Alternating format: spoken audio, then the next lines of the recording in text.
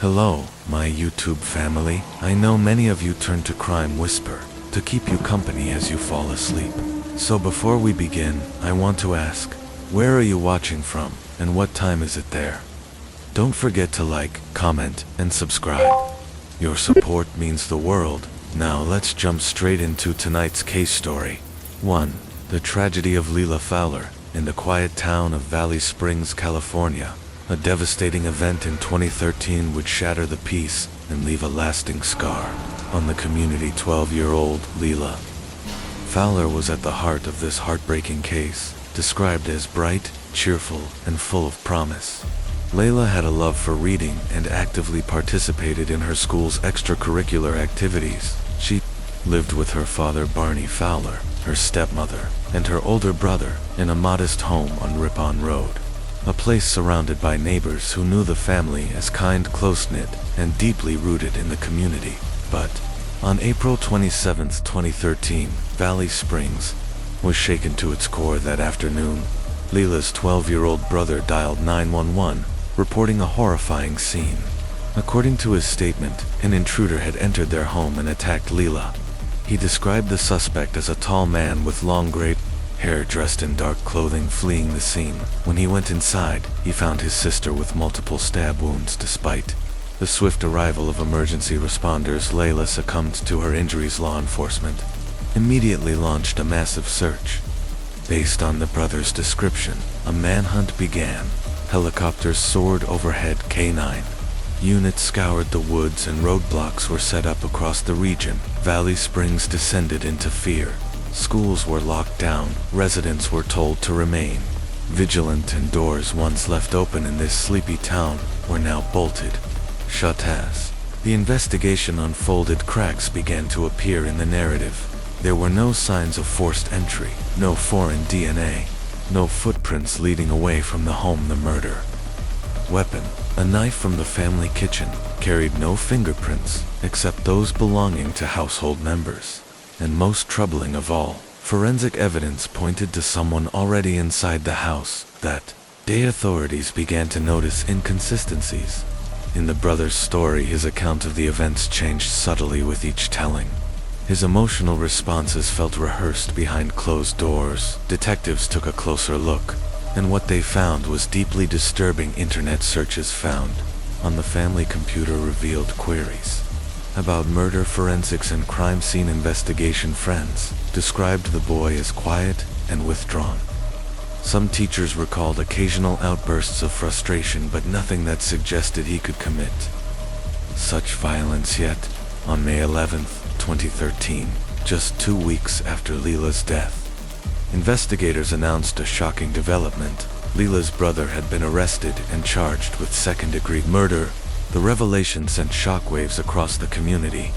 Residents who had grieved with the family and joined the manhunt now had to come to terms with the horrifying truth. The killer wasn't some faceless outsider. He was in the house all along. Court proceedings were emotionally charged and deeply polarizing because of the boy's age. The case initially went through juvenile court, but due to the severity of the crime, prosecutors argued he should be tried as an adult. This decision ignited heated debates about how the justice system handles violent crimes committed by minors. In September 2015, after a lengthy trial, the brother was found guilty of second-degree murder. He was sentenced to a juvenile facility where he could remain until the age of 23. The verdict offered a measure of closure, but not healing. The Fowler family, once seen as a pillar of the community, had been torn apart by an unthinkable tragedy. The case left residents of Valley Springs grappling with painful questions. How could this have happened? Were there warning signs? And what drives a child to commit such an irreversible act? The story of Leila Fowler is a sobering reminder of the hidden struggles that can exist within families. It underscores the importance of mental health awareness, especially among young people, and the need for open, compassionate conversations before it's too late. To this day, the memory of that April afternoon in 2013 lingers like a shadow over Valley Springs, a haunting chapter in the town's history that will never be forgotten. The verdict and aftermath. Leila Fowler's case continued. The defense argued that Leela's brother was too young to fully comprehend the consequences of his actions. They claimed he lacked the intent to kill, and that this tragedy was not the product of a calculated mind, but of a confused and impulsive child. Soon, the courtroom became the battleground for a wider debate, one that reached beyond Valley Springs. Should a 12-year-old be tried as an adult for such a brutal crime? Psychological evaluations were ordered, and experts weighed in on both sides. Some claimed the boy exhibited deeper psychological issues. Others believed he was capable of rehabilitation and deserved compassion over punishment.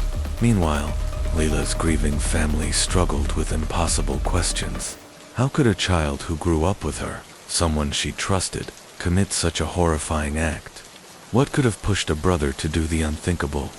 The trial dragged on for over 2 years. The prosecution and defense clashed over theories. Some believed it was a spontaneous act of rage, possibly rooted in sibling rivalry. Others thought something darker had been buried beneath the surface. When the verdict was finally delivered in 2015, Valley Springs would never be the same. On the day of the sentencing, the courtroom was packed. Reporters lined the halls. Residents who had followed the case from day one now braced for its conclusion. The air was tense, heavy with emotion. The prosecution had spent months meticulously building their case. They painted the picture of a sudden violent outburst, a moment of uncontrollable rage that ended Leela's life. They acknowledged the boy's age, but emphasized the severity of the crime. The defense pleaded for leniency. They spoke of a young mind not yet fully developed, a clean record, and the possibility of healing and reform.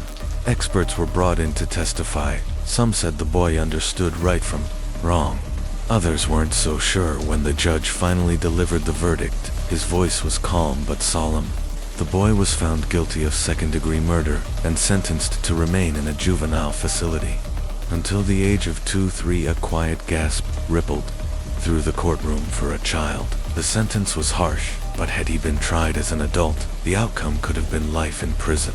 Instead, he would spend the rest of his adolescence behind bars, not free, but not forgotten. Leela's father, Barney Fowler, sat silently as the sentence was read. His expression was blank, worn from years of pain. The son he once tucked into bed was now in handcuffs, and the daughter who once filled their home with laughter, gone forever outside the courthouse. Public opinion was split. Some believed justice had been served. Others questioned whether a child should be locked away for over a decade, no matter the crime. The case reignited national conversations about how the justice system handles violent offenses committed by minors. Could a child like this ever be rehabilitated? Would he be able to return to society and live a normal life, or had something within him changed forever?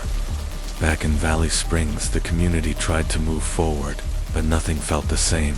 The Fowler home remained vacant for months, a haunting reminder of the day innocence was lost. The whispers that once echoed through the town eventually faded, but the wounds lingered. At the juvenile facility, the boy kept mostly to himself. He rarely spoke about the crime, and when he did, his answers were vague. Was he too young to understand what he had done, or was he choosing not to speak, burying the truth beneath silence?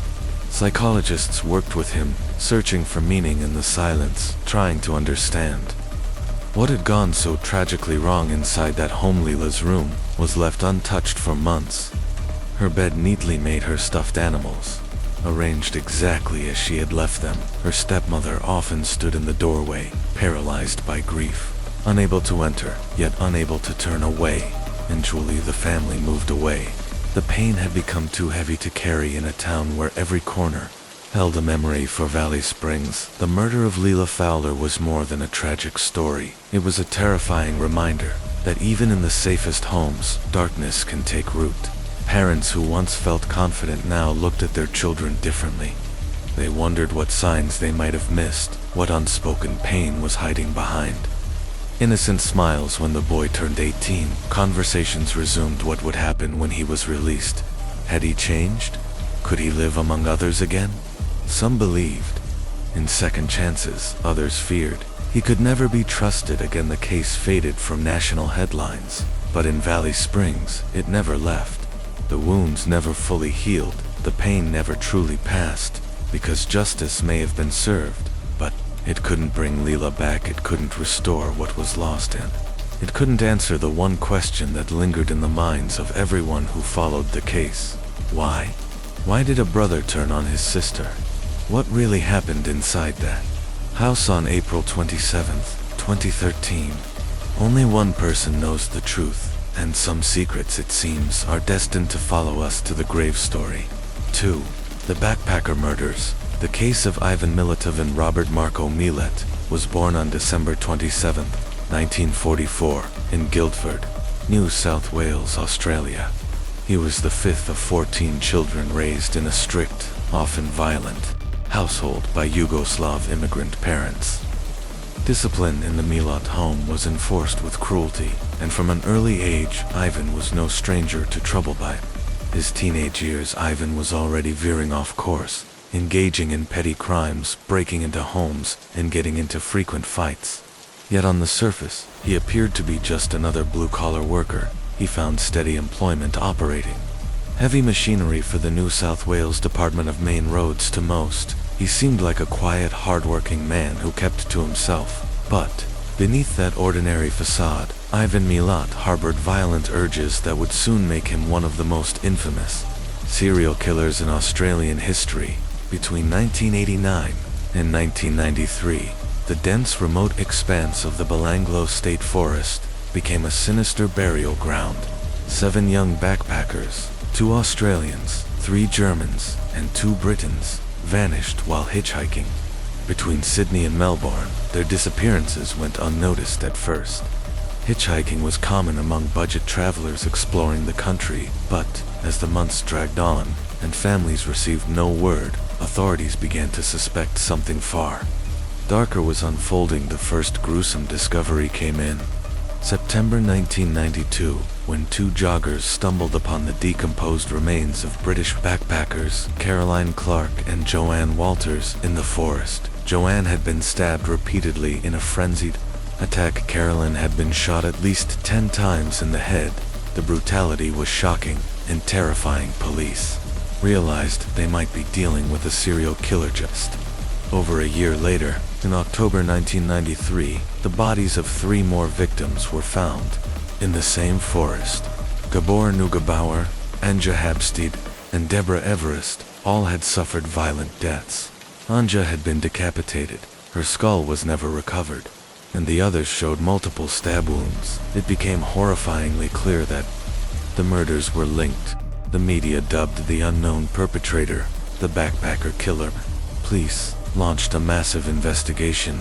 They reviewed missing persons reports, retraced the victims' final movements, and brought in forensic and behavioral experts. The fear among the public was real. Hitchhiking declined sharply. Young travelers began canceling plans, terrified of becoming the next victim. Then, in November 1993, 2 more bodies were found, those of James Gibson and Simone Schmidl. Their remains had lain hidden since 1989. This meant the killer had been operating undetected for years. The MO was disturbingly consistent. Stabbing, shooting, signs of torture, a methodical, sadistic pattern with little evidence to go on. Police turned to psychological profiling. The killer, they believed, was likely a local, someone intimately familiar with the forest terrain, someone organized, someone who enjoyed control. But still no name, no face, no suspect. That changed in early 1994. A British backpacker named Paul Onions came forward with a chilling story. In 1990, he had been hitchhiking near the area when a man who introduced himself as Bill offered him a ride. At first, things seemed fine, but as the journey progressed, the man's demeanor shifted. He began making strange comments, erratic, unnerving. Then, without warning, he pulled out a gun and a length of rope pole. Onions acted fast. He flung open the car door and ran, sprinting down the road until a passing car stopped. To help at the time, Paul didn't file a report. He thought he'd just narrowly escaped a mugging, but years later, watching news reports of the backpacker murders, Paul recognized something terrifying. The man who tried to abduct him was the killer.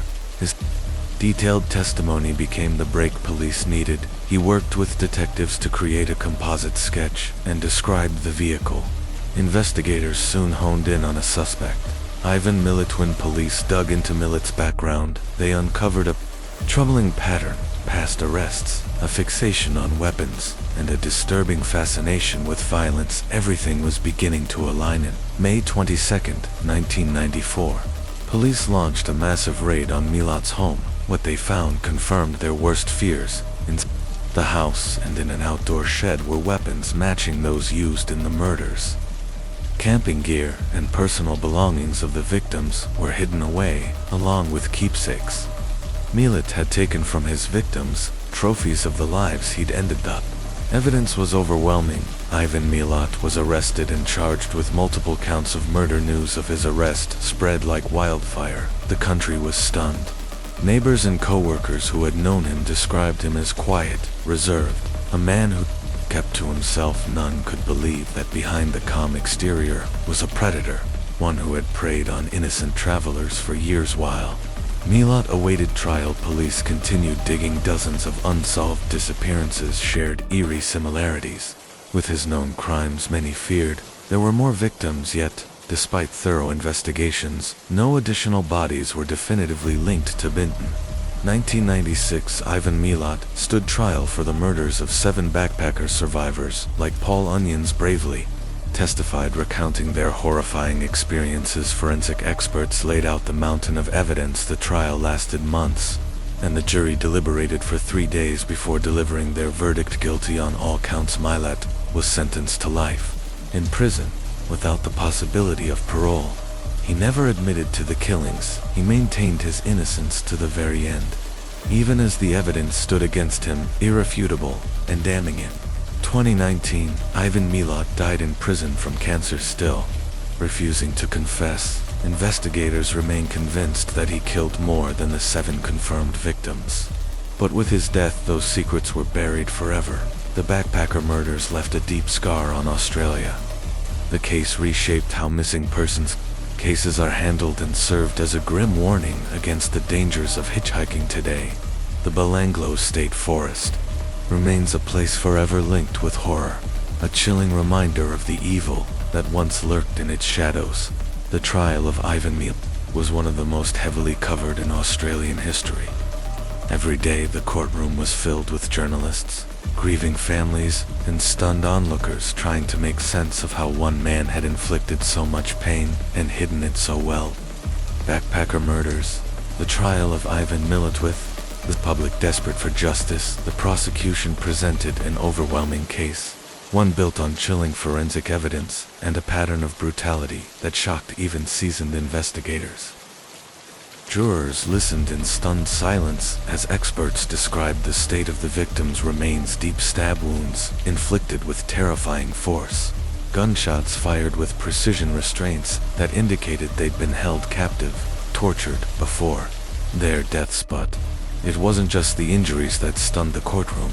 It was what had been found inside Ivan Millet's home: sleeping bags, clothing, backpacks, cameras, personal belongings of the missing travelers hidden in his bedroom and garage. And then came the weapons: a .22 caliber rifle that ballistics confirmed was used in multiple killings. It was the same caliber used to execute several of the victims. The evidence was stacking up, item by item, bullet by bullet, all pointing to one man. Despite it all, Millet remained defiant. He denied any involvement, claimed he was being framed, that the police had planted the evidence that he was innocent. But his story began to unravel fast. One of the most powerful moments of the trial came when Paul Onions, a British backpacker, took the stand. He was the one who had survived, the one who got away. Paul described how in 1990, Millet picked him up while he was hitchhiking south of Sydney. At first Millet had been friendly, chatty, asking about Paul's travels, but then something changed. His grip on the steering wheel tightened, the conversation stopped, then came the gun. A length of rope sensing danger, Paul unbuckled his seatbelt and threw himself from the moving vehicle. Sprinting down the highway as shots rang out behind him, he flagged down another driver and escaped. At the time he didn't report it, just grateful to be alive. But years later, when he saw news reports about the backpacker murders, he knew instantly. It was him. Ivan Milat had tried to kill him. Paul's testimony crushed the defense. His detailed account matched the suspect's behavior, vehicle, and tactics with eerie precision. It was the missing link investigators needed, the living proof that connected Milat to the murders beyond any reasonable doubts. The trial wore on. The families of the victims sat quietly in the courtroom day after day, listening to every horrific detail. Some wept silently, others stared straight ahead, numb. From the trauma, for years they had clung to hope.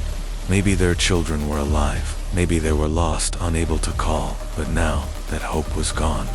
They were forced to accept a brutal truth. Their children had died alone, terrified in the clutches of a sadistic predator. The media coverage was relentless. Newspaper headlines screamed the details. The murders, the evidence, the gruesome methods. TV specials dissected Milat's past, his motives, his psychology, his dark fascination with control and suffering. The public couldn't look away. People were horrified and captivated. How could a man who appeared so ordinary, a mechanic, a family man, be capable of such monstrous acts? As the prosecution dug deeper, more disturbing details emerged. Former friends and family painted a picture of a man with a violent streak, controlling, prone to sudden outbursts. His ex-wife took the stand, describing years of abuse, threats, and weapons casually brandished in their home. She said she'd feared him, but never imagined he could be a killer. Psychologists built a chilling profile. Ivan Milat was no impulsive madman. He was methodical, cold, calculated. He enjoyed inflicting pain. His intimate knowledge of remote bushland, access to weapons, and ability to manipulate people made him a perfect predator. There was even speculation that he hadn't acted alone. Some evidence hinted at the presence of an accomplice, but Milat never named anyone else, and no additional arrests were ever made. After weeks of testimony and gut-wrenching evidence, the trial neared its end. The jury deliberated for 3 long days. When they returned, the courtroom fell still. The foreperson rose guilty on all 7 counts of murder. Gasps and quiet sobs broke the silence. The weight of justice, years in the making, had finally fallen. The judge sentenced Milat to life in prison without parole. He would die behind bars. Milat showed no reaction, no remorse, just silence, as if his fate meant nothing to him. And even after his conviction, he never confessed, never admitted what he'd done. He took his secrets to the grave. For the victims' families, the sentence brought some closure, but never true peace. Some found comfort knowing he'd never hurt anyone again. Others were left haunted by the unanswered questions. Why their children? What made him choose them? Were there others, still unfound, still uncounted? In the years that followed, investigators revisited dozens of cold cases, disappearances eerily similar to the backpacker murders, but no firm connections were ever proven to this day. Many believe Milat had more victims, ones we'll never know. His case changed Australia. It led to reforms in how missing persons cases were handled and brought national attention to the dangers of hitchhiking. The once pristine Belanglo State Forest, a haven for campers and backpackers, became synonymous with horror, its name forever stained with blood. Milat spent his final years in solitary confinement, isolated, withering.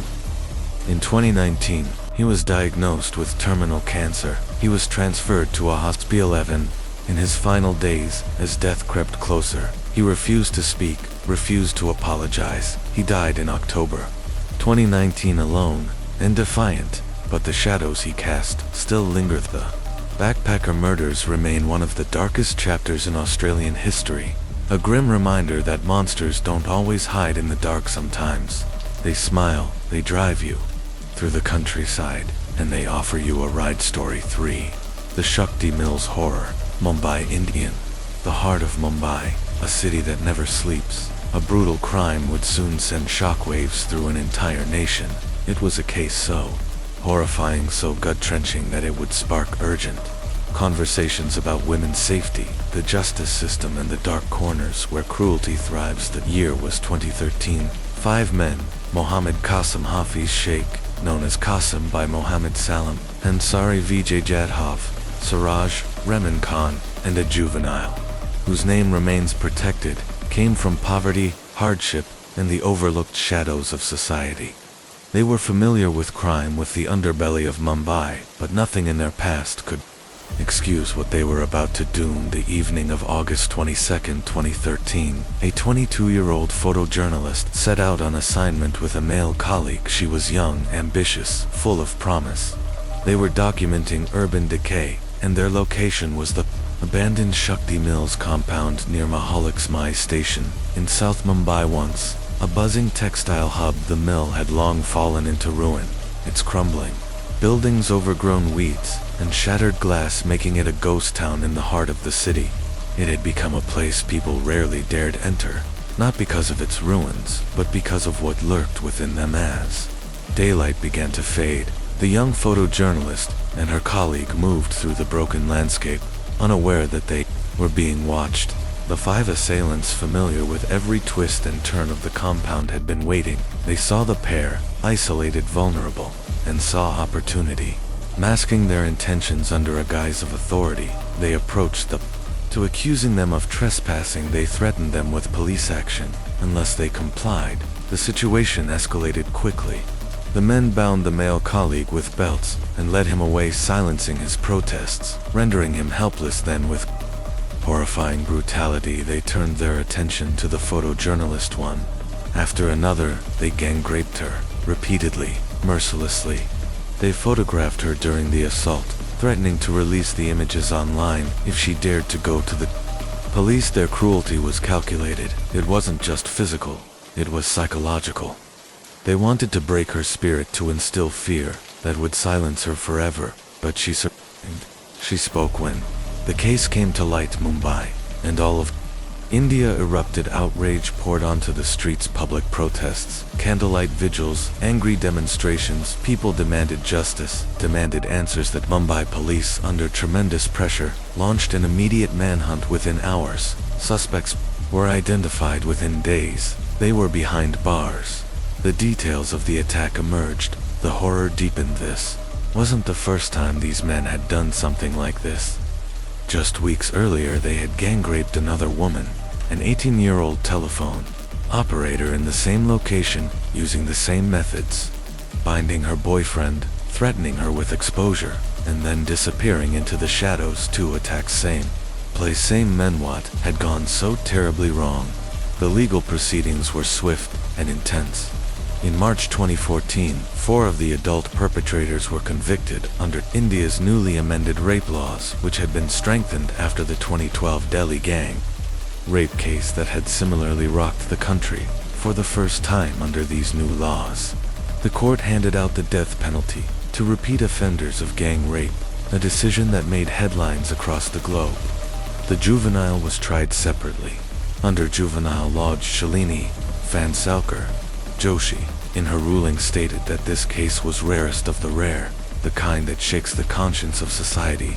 The men showed no remorse, no regret, only entitlement and violence. The courtroom was tense as the verdict was read. Some saw justice, others saw only the end of a story that should never have been written. The survivor, despite her trauma, became a symbol of strength. Her identity, though protected by law, was held up in silence as a national beacon of courage. She returned to journalism. She continued to tell stories. But the scars she carried, physical, emotional, psychological, would remain with her for a lifetime. The Shakti Mills gang rape case changed the landscape of Indian criminal justice. It exposed the urgent need for safer public spaces, for better surveillance, and for faster trials in cases of sexual violence. But most of all, it reminded everyone of the resilience of survivors, those who refuse to be defined by the monsters who try to break them. Today, the Shakti Mills compound remains abandoned, but no longer forgotten. Its name is now etched into the memory of a nation that was forced to confront its darkest truths. And while the men who committed the crime may have faced the gallows, the fight for women's safety in India and around the world continues, because justice does not end with a verdict. It begins with remembrance. Shakti Mills gang rape case Mumbai, India, 2013. It was an assault designed not just to harm, but to silence, to terrify, to leave behind a scar so deep it would never fade. The photojournalist brutally attacked inside the crumbling walls of the Shakti Mills compound in Mumbai endured several harrowing minutes of physical and psychological torture. When the assault was over, the 5 attackers fled into the night, leaving her and her colleague traumatized. Broken but alive, bleeding, shaken, and in shock, the two somehow found their way to a nearby hospital. There they received urgent medical care, but they didn't stop there. They spoke, they reported the crime, and what followed would shake the conscience of an entire nation. The Mumbai police, propelled by public outrage and intense media scrutiny, launched an aggressive investigation. The victims had given chillingly precise descriptions of the attackers. Forensic teams collected crucial evidence from the scene. Footprints, discarded items, clothing, fibers, and most significantly DNA samples. Working around the clock, detectives also scoured CCTV footage from nearby areas. Within 72 hours they began to zero in. The first arrest came quickly. The juvenile involved in the assault. His confession opened the floodgates one by one. The remaining, for Mohammed Salam Ansari, Vijay Jadhav, Mohammed Qasim Hafiz, Sheikh, and Siraj Rahman Khan, were taken into custodiat. First, the men denied everything, but the evidence was undeniable. DNA matched mobile phone records, placed them at the scene. Forensic traces linked them to the victim and to one another, and then came the most chilling revelation. This wasn't the first time. Just a month earlier, the same group had raped an 18-year-old telephone operator using the same abandoned mill. The same tactics: deception, intimidation, restraint, and rape. That earlier victim had stayed silent. But now, with new arrests and new evidence, her case came to light. The country was horrified. In India, the wounds of the 2012 Delhi gang rape, where a young woman died after being raped on a moving bus, were still raw. And now another woman had been brutalized, this time in the very heart of Mumbai. Public anger exploded, protests ignited, candlelight vigils lit up the night, and once again, the same question echoed across the nation: was India doing enough to protect its women? The trial moved swiftly, driven by the public demand for justice and the strength of the prosecution's case. The evidence was damning. DNA samples from the crime scene matched all 5 accused victims. Medical reports confirmed severe injuries. Consistent with her testimony, mobile phone records placed the men at the site of the attack at the exact time it occurred. Most damning of all, photographs of the assault taken by the attackers to blackmail the victim were recovered from their phones and presented in a closed courtroom. The survivor testified. Her voice was steady, her account unwavering despite her trauma. She faced her attackers detail by painful detail. Her strength became the soul of the case, and a rallying cry for a nation that had had enough. The defense tried to claim that confessions had been coerced, that the men were being framed, but their arguments collapsed under the weight of the forensic mountain before them. Judge Shalini Vansalkar Joshi presided over the case, and when the time for judgment came, she called it what it was: one of the rarest of rare crimes. The 4 adult men were convicted of gang rape, criminal intimidation, and destruction of evidence, and because 3 of them were repeat offenders, having committed 2 rapes within a span of weeks, the court applied the newly introduced Criminal Law Amendment Act of 2013, born out of the Delhi case. This was the first time in Indian history that this law was invoked. The verdict: death penalty for all 3 repeat offenders. The juvenile tried under separate juvenile law received the maximum sentence permitted. Under that framework, across India, there was a collective exhale. It was justice. But it wasn't healing. The survivor, whose identity was protected by law, chose to stay out of the public eye. But her quiet strength spoke volumes. She returned to work. As a photojournalist, she rebuilt her life. And though the crime would forever mark her, she refused to be defined by either. Bravery became a symbol, not just of survival, but of defiance. A woman who stood tall in the aftermath of unimaginable horror. The Shakti Mills compound, once an industrial monument, had become something else. a graveyard of innocence, a haunting memory carved into its decaying walls. Efforts were later made to rehabilitate the site, not to erase the past, but to honor those who had survived it, and those who had spoken when silence would have been easier. The case became a landmark in Indian legal history, a precedent that led to faster trials, stronger laws, and a shift in how rape cases were prosecuted. But laws alone are not enough. The Shakti Mills gang rape case remains a powerful reminder that the fight against sexual violence is far from over in India and around the world. It is a story of brutality, yes, but also of justice and of one woman's refusal to be broken. Story 3. Shakti Mills. A nation holds its breath. A country waited with bated breath, hoping, praying that this time justice would not fail the Shakti Mills gang rape case had become more than just a courtroom trial. It had become a reckoning, a moment that forced India to look in the mirror and ask itself how much more it could ignore, how many more voices it would silence. And when the final verdict came in early 2014, it reverberated across the nation like a thunderclap inside. The courtroom's silence hung heavy. Families, activists, journalists all sat still as the judge began reading out the sentences for the 5 accused. The tension was suffocating. Every breath drawn felt like a countdown. Then one by one their names were called: Mohammad Kazim Hafiz, Sheikh Mohammed Salim, Ansari, Vijay Jadhav, Siraj, Rahman Khan, and the unnamed juvenile accomplice. Each was found guilty, not just of rape and sexual assault, but of criminal intimidation, kidnapping, and the cold-blooded orchestration of an act so depraved it shattered the conscience of the country. The prosecution painted a chilling picture. These men had lured, isolated, and manipulated their victims. Using threats, lies, and force, they had photographed the assault, not just as trophies but as weapons, to blackmail the victim into silence. Their cruelty was not impulsive, it was calculated, planned. The judge didn't mince words. This was, she said, an attack not only on a young woman, but on the very soul of society. There was no remorse, no apology, no attempt at redemption. And so for Qasim Ansari, Jadhav, and Khan, the sentence was life imprisonment without the possibility of parole. A rare and powerful decision that signaled a hardening stance from India's justice system on crimes of sexual violence. The juvenile, who had also taken part in the gang rape, was tried under the Juvenile Justice Act due to his age at the time of the crime. He was sentenced to 3 years in a reform home, the maximum permitted under the law, but the leniency of that sentence ignited a storm of debate. How could someone who had committed such a monstrous crime walk free after 3 years?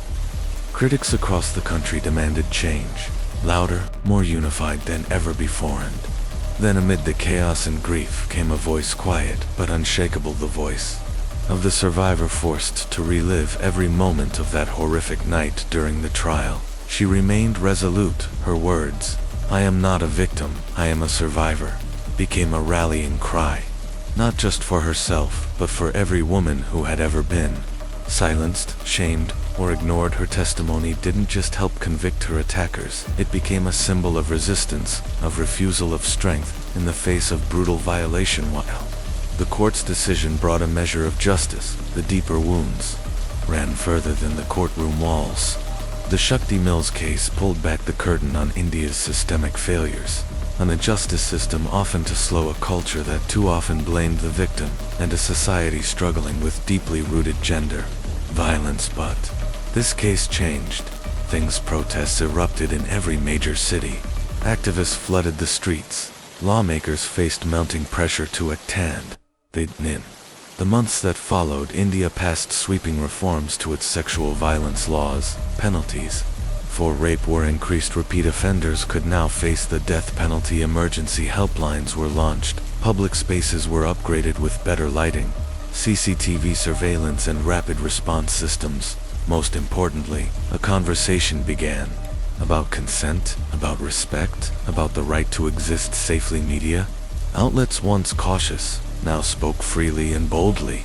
Newsrooms debated laws. Social platforms echoed with survivor stories. The stigma around reporting rape began to erode, slowly but meaningfully. But the work was far from over. The Shakti Mills case was not an isolated tragedy. It was one in a long line of brutalities faced by women across the country, many of which never even make the headlines still. This one mattered because it pushed the line forward, because it reminded people that justice, though rare, though imperfect, was possible, and because of her, the woman who stood tall, broken but not bowed, who turned her pain into power, who refused to disappear into silence.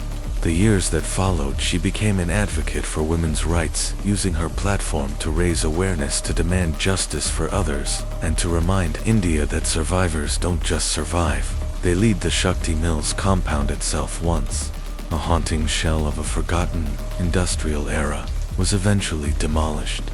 But its ruins linger in India's collective memory, a symbol of unimaginable cruelty and unwavering courage. This case, like so many before, it reminded the nation of what's at stake. It underscored the urgent need to challenge the cultural norms, the systemic indifference, and the structures of power that allow violence to thrive. It was a turning point, but not a conclusion, because justice isn't just about one verdict, it's about rewriting the future, and for that, the fight goes on. The violent descent of Jason Ivler.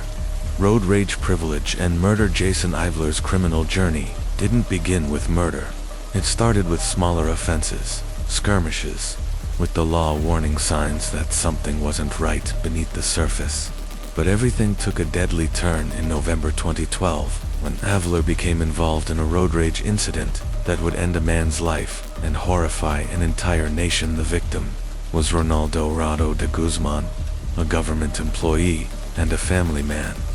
The scene was Quezon City, one of Metro Manila's busiest areas, a place teeming with life, traffic, and tension. On the afternoon of November 18th, the streets were clogged, with vehicles' horns blaring, tempers short. That's when it happened. According to witnesses, Jason Ivler, driving a black Honda CR-V, suddenly cut off the Guzman's vehicle. What followed was a brief but heated exchange between the two men, the kind of argument that plays out on roads around the world every day. But Ivler's response wasn't just anger, it was lethally. Witnesses recall that Ivler, overcome with rage, pulled out a firearm and shot de Guzman in cold blood, right there in broad daylight, in front of de Guzman's wife and children. The scene was horrifying. A father lay dying in the street, his family paralyzed by grief and shock, and before anyone could react, Ivler sped away, disappearing into the maze of Manila's dense neighborhoods. The murder was senseless, the brutality of it shook the nation, and the speed with which Ivler fled only intensified the public's outrage. Despite being a known figure, the son of a prominent family, Jason Ivler vanished as police scrambled to track him down. The case quickly became a media spectacle. Talk shows, radio hosts, and newspapers latched onto the story. Social media exploded with fury. How could a man kill someone so brazenly and just disappear? As the investigation intensified, it became clear that this was not Ivler's first violent outburst. He had a documented history of aggression, including prior incidents of road rage, threats, and confrontations. To law enforcement, Ivler wasn't just a suspect. He was now a ticking time bomb, dangerous, unpredictable. Armed authorities launched a nationwide manhunt, but Ivler was slippery. He had resources, he had connections, and most of all, he had experience evading the law. He moved frequently, using aliases, switching safe houses, leveraging his family's influence to stay one step ahead. 4 months he remained in hiding hand. Then finally, a breakthrough in early 2013. After weeks of surveillance and intelligence gathering, authorities tracked Ivler to a home in Metro Manila. But when they arrived to make the arrest, Ivler didn't surrender quietly. A violent standoff ensued. Gunshots rang out. But eventually, police subdued him. He was arrested, bloodied, and defiant, ending months of fear and speculation. Trial that followed captivated the entire country. Ver was charged with murder, along with a host of other offenses.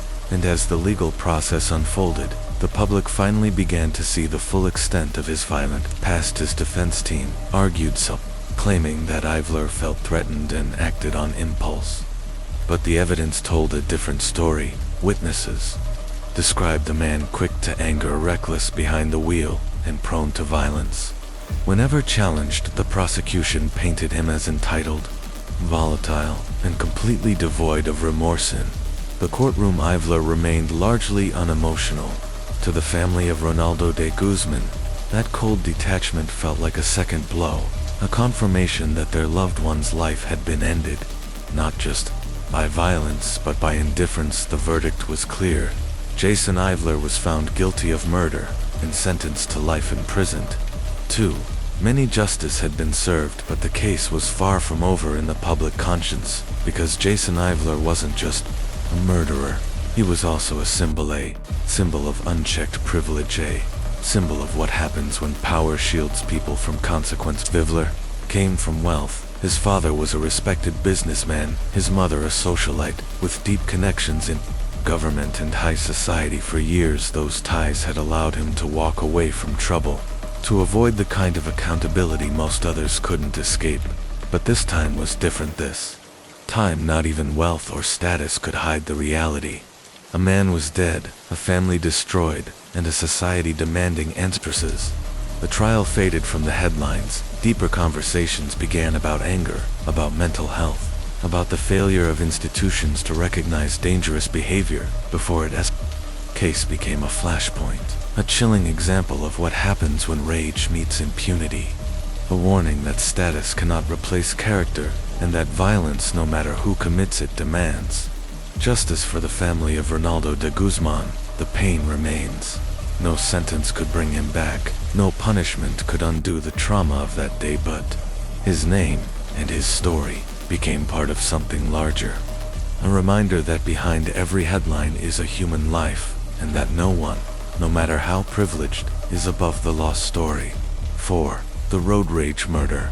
Jason Ivler, and the death of Ronald de Guzman in a nation where traffic jams are a daily struggle and tempers often flare behind the wheel. One moment of explosive rage would leave a family shattered and a country demanding answers. This is the story of Ronald de Guzman, a man whose life was taken in an instant, and of Jason Ivler, the man who pulled the trigger. The incident began like countless others, a minor traffic dispute on the congested roads of Metro Manila in November 2009. But what should have ended with words and frustration instead spiraled into cold murder. Jason Ivler, an American Filipino with a history of violence and a sense of impunity, was known for his short-tempered neighbors. Acquaintances, and even strangers who had crossed paths with him, spoke of his quick aggression. Seemingly trivial confrontations could trigger him, and when they did, things often turned ugly. Witnesses came forward during his trial, sharing chilling stories of Ivler's pattern of threatening behavior.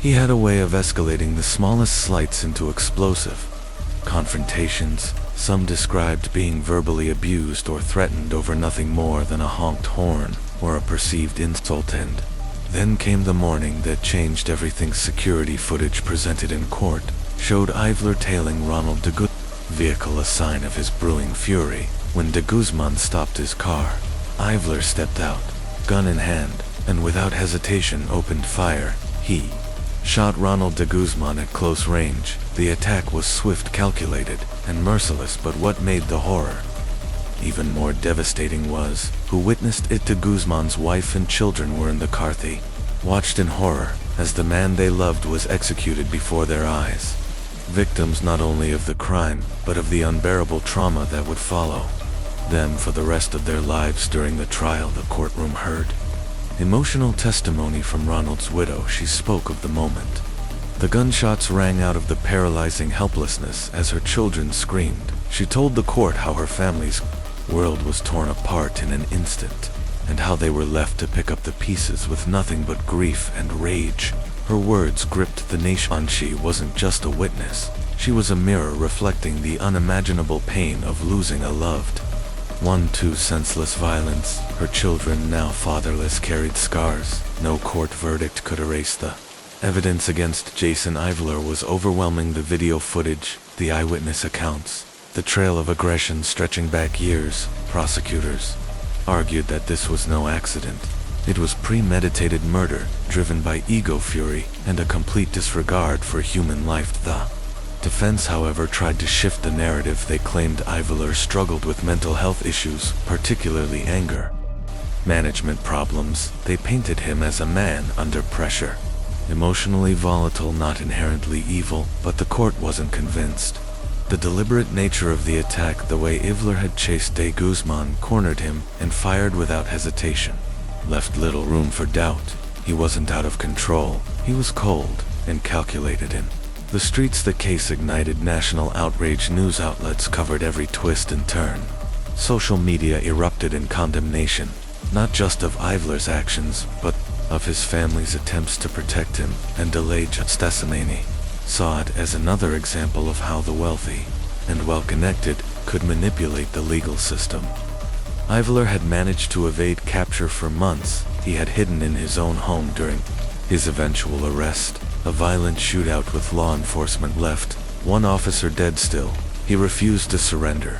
Still, he refused to show remorse. In 2015, Jason Ivler was convicted of murder and sentenced to life in prison for the de Guzman family. It was a measure of justice, but not peace. The wounds he inflicted would remain forever. The image of Ronald gunned down in front of his family was a memory that no sentence could erase. The case resonated far beyond one family. It forced the Philippines to confront a rising culture of road rage, where simple disputes were turning deadly. It raised urgent questions about violence, accountability, and privilege. How had Ivler evaded justice for so long? Would he have gotten the same treatment if he were poor? Was his family's influence a shield until the evidence became impossible to ignore? Even in prison, Jason Ivler remained unapologetic. He offered no regret, no apology. He insisted the murder was a result of frustration, as if frustration justified ending a man's life.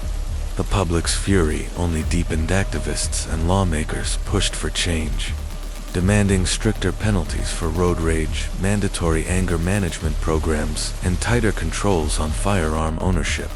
The streets had become too dangerous, and people were no longer willing to stay silent.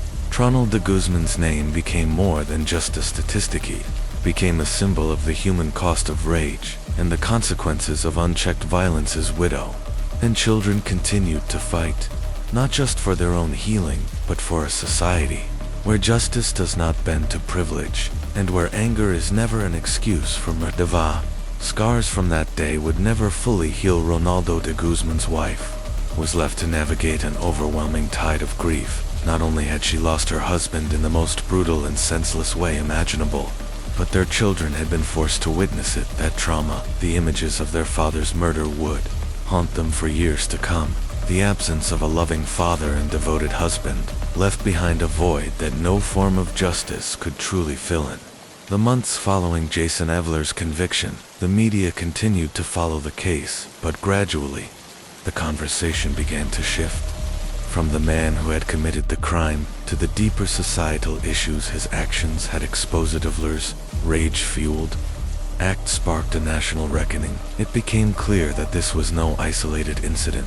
This was the result of a dangerous culture of entitlement, unchecked anger, and systemic impunity. For decades, road rage had been dismissed as an unfortunate byproduct of modern life, but Ivler's crime forced the country to confront the reality. This wasn't just about one man. It was about a deeper, more troubling social pattern. Response community organizations began holding workshops on conflict resolution. Public service campaigns were launched to highlight the dangers of aggressive driving, and the government introduced stricter traffic laws, including harsher penalties for road rage incidents. These weren't just legal reforms. They were an attempt to change mindsets, to challenge the toxic attitudes that had allowed this kind of violence to flourish. Because punishing one man wasn't enough, the real challenge lay in changing a culture that had let him believe he could act without consequences. For Jason Ivler, life in prison was the ultimate reckoning. Once a man of privilege, with a passport full of stamps and a life untouched by accountability, he now lived in isolation. The walls of his cell were a harsh contrast to the freedom he once took for granted, but many saw his downfall as symbolic, a necessary step in exposing a broken system. The murder of Ronaldo de Guzman and the trial of Jason Ivler would forever be etched into the history of the Philippines. A stark reminder of how unchecked anger, entitlement, and violence can erupt into tragedy, but it was also a story of resilience, of a family who endured unimaginable loss, and a nation forced to confront its own shortcomings. Years later, the case continues to be a point of reflection. Advocacy for road safety and victim support has only grown. And while justice was served for de Guzman's family, the deeper work, the healing, the reform, the prevention, is far from over. Riveler's imprisonment may have marked the end of his freedom, but it was just the beginning of a long national journey, a journey to confront the deeper issues that made his crime possible in the first place. Story 5. The Murder of Madame Juliette Dupont. Quiet Parisian street, a twisted mind. In 2013, a chilling crime shook the calm cobblestone streets of Paris. It was the murder of a beloved elderly woman, Juliette Dupont, a retired school teacher who had lived in the same modest apartment in the heart of the city for over 60 years. Her death was shocking not only because of its brutality, but because of who was responsible. The killer was Hugo Lamau, a 32-year-old former philosophy student with a deeply fractured mind. Hugo had always been different. Born to middle-class parents in a quiet French village, he was intellectually gifted but socially isolated. His brilliance in academic circles was often overshadowed by his inability to connect with people as a child. He withdrew from others, burying himself in obscure philosophical texts. By his early 20s, Hugo was deeply disillusioned with the world. His family tried to help, but he slipped further into isolation. Hugo moved to Paris, hoping for a fresh start. Instead, he spiraled into poverty, depression, and paranoia. His degree in philosophy brought him no job prospects. His sense of self-worth crumbled, and over time, resentment took root. Resentment of the wealthy, the content, the fortunate. He began to view himself as a misunderstood genius in a corrupt world that refused to recognize his value. That bitterness soon mutated into something far more dangerous. He started to fixate on Madame Juliette Dupont. To anyone else, Madame Dupont was a kind and gentle soul, known to all in her neighborhood. She spent her days walking her dog, shopping at the local market, and greeting neighbors with a warm smile. Though she had lost her husband years ago, she remained independent and deeply loved by the community. But to Hugo, she became a symbol of everything he hated, everything he believed he had been denied. And so he plotted for weeks. He followed her, studied her routine, watched her movements from the shadows to the world. She was just a sweet, elderly woman, but to him she represented the societal contentment he loathed. In the morning of October 15th, 2013, Hugo made his move. Dressed in a black hooded jacket, he waited outside her apartment on Rue de la Paix. When Juliette left to run her morning errands, he followed her step by step until she reached a local bakery, and there in a nearby alley, he attacked. The assault was swift, violent, tragic. By the time authorities arrived, it was too late. Madame Dupont was gone, her final moments stolen in a senseless act of rage. Hugo was arrested days later, found hiding in a rundown apartment on the outskirts of the city. During interrogations, he showed no remorse, only frustration that the world had continued to ignore him in his delusion. He believed the murder would finally make people listen, but there was no glory in his act, only horror. The trial that followed captivated the nation. Psychiatrists diagnosed Hugo with paranoid schizophrenia, but the court ruled that he understood the consequences of his actions. He was sentenced to life in prison. The case of Juliette Dupont's murder left Paris stunned, not only because of the brutality, but because it revealed how unchecked mental illness, social alienation, and festering resentment could manifest into something monstrous. Juliette had lived a life of kindness. Her only crime was being seen by a tormented man as the embodiment of peace. He believed he'd been denied. In the years that followed, her name became a symbol of how society must do better to care for the mentally ill, to reach the isolated, to never ignore the quiet suffering that left unattended can explode into tragedy. Story 4. The Shadows of Hugo Lamau. A Parisian night. The city of lights, beauty, and intellect holds secrets far darker than its romantic image suggests. A cold evening in the Montmartre district, beneath the soft glow of street lamps and the muffled footsteps of passers-by, an unthinkable act of violence unfolded. It would begin with delusion and end in blood. Hugo Lamaux had once been a promising young man, a brilliant student, a devout reader of Camus and Nietzsche, and a quiet observer of the world around him. But over time, intellect gave way to obsession, and Hugo began slipping further into a mindset poisoned by rage, disillusionment, and existential despair. For years he had watched life pass him by, opportunities lost, relationships failed, ambitions unrealized. He wasn't just angry, he was invisible, and that invisibility festered like rot. Then one day he acted. Earlier that week, Hugo had purchased a knife, not out of necessity, but intent. He'd been stalking his chosen target for days, Madame Juliette Dupont, an 82-year-old widow who lived alone just blocks from his flat.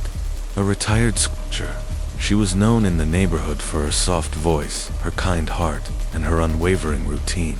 Groceries at noon, walks at dusk, always carrying a book of poems in her bag. To Hugo, she wasn't a person. She was a symbol of comfort, of privilege, of a system he believed had cast him aside. One night, in a sudden storm of rage, Hugo cornered Madame Dupont in a dimly lit alley behind her apartment. She fought fiercely despite her frailty, but Hugo was relentless. Within seconds, she lay bleeding on the cobblestones, her life extinguished by a man who believed he'd made a statement.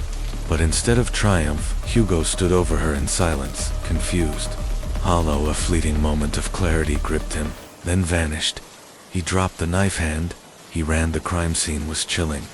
There were no signs of a struggle, no indication of robbery, and no obvious motive. Police were left with a body in a city in mourning. Madame Dupont's absence was first noticed by neighbors, who quickly called the police. Investigators soon found her body tucked in a quiet alley. It was a mystery, until surveillance footage from a nearby bakery showed a figure in dark clothing fleeing the area. The image was blurred, but it was as police canvassed the neighborhood, a pattern began to emerge. Locals spoke of Hugo Lamaux, a once polite loner who had recently become unsettling. He was seen muttering to himself, having strange, erratic conversations with no one. Former friends described a man who had sunk into nihilism, obsessed with philosophical texts, and angry monologues about the rotting soul of modern society. Detectives followed the clues. His social media was a bleak tapestry of resentment, cryptic posts about revolution, anger at the bourgeoisie, and unsettling thoughts about making a mark on a corrupt world.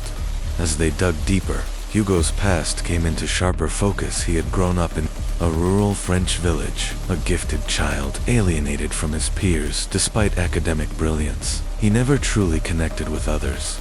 His family loved him, but struggled to understand him. As he grew older, his inability to find purpose became painfully clear. Failed jobs, broken relationships, unrelenting isolation. By his late 20s, Hugo moved to Paris, hoping the city's intellect and energy might give him direction. Instead, it amplified his despair. Surrounded by success, culture, and connection, he felt only more invisible.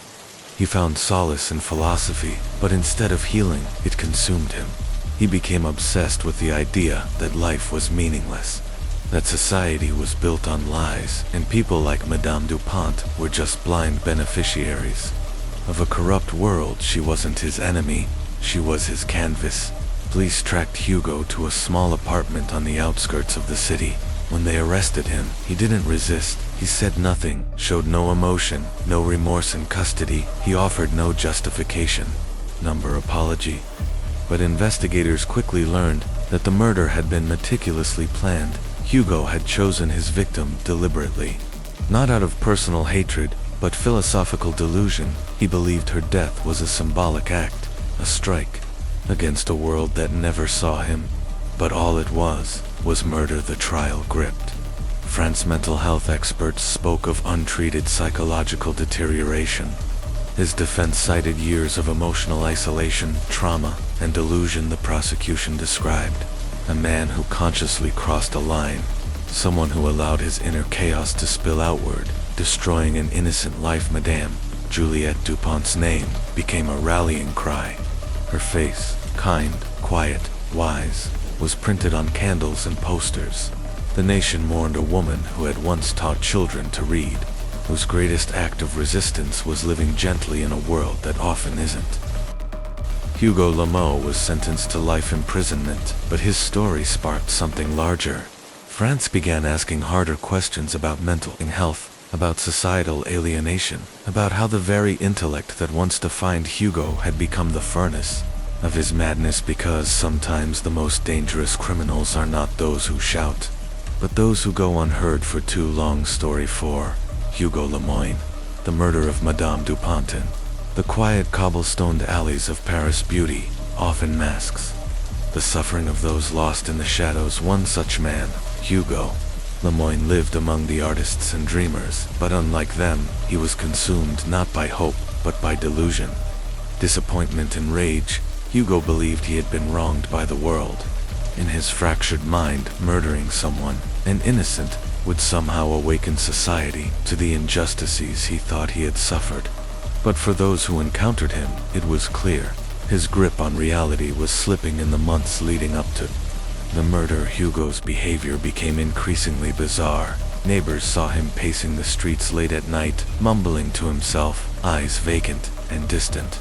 He had become a ghostly figure in his own building, a man who never smiled, never spoke, unless absolutely necessary, and when he did, his words were laced with disdain. He looked down on others. Not openly, but in the quiet tilt of his head, in the sneer that never quite reached his lips. He believed himself superior, a misunderstood intellectual, in a world full of fools, and yet he was tormented by failure. He hadn't achieved the greatness he felt he deserved. Instead, he wandered the streets of Paris, once a sanctuary for artists, now a cruel reminder of all he wasn't. Watched others laugh in cafes, read books in the park, live lives untouched by the bitterness that consumed him.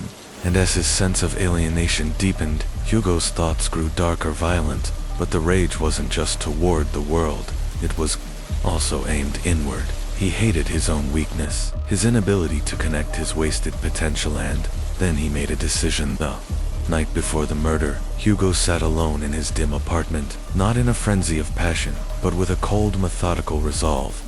He had been planning this. Madame Dupont, an elderly woman who lived nearby, had caught his attention weeks earlier.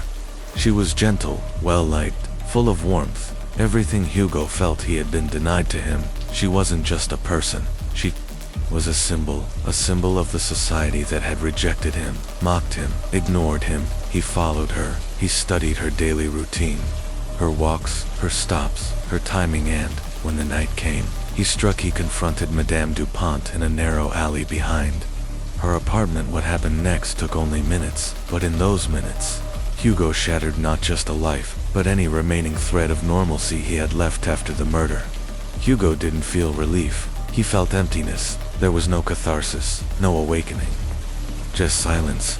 He had imagined that killing Madame Dupont would somehow validate his pain, give him purpose. Instead, he was left hollow, as lost and broken as before. All that remained was the grim realization that the act he had committed was not profound, it was not justified, it was just brutal. At first, the investigation hit a wall. There were no witnesses, no immediate leads. But slowly patterns began to emerge. Detectives started connecting the dots. Hugo's reclusive lifestyle, his strange behavior, his obsession with philosophy and control. It all began to make sense. They discovered evidence of surveillance notes on Madame Dupont's schedule, traces of planning. It was no random act, it was premeditated.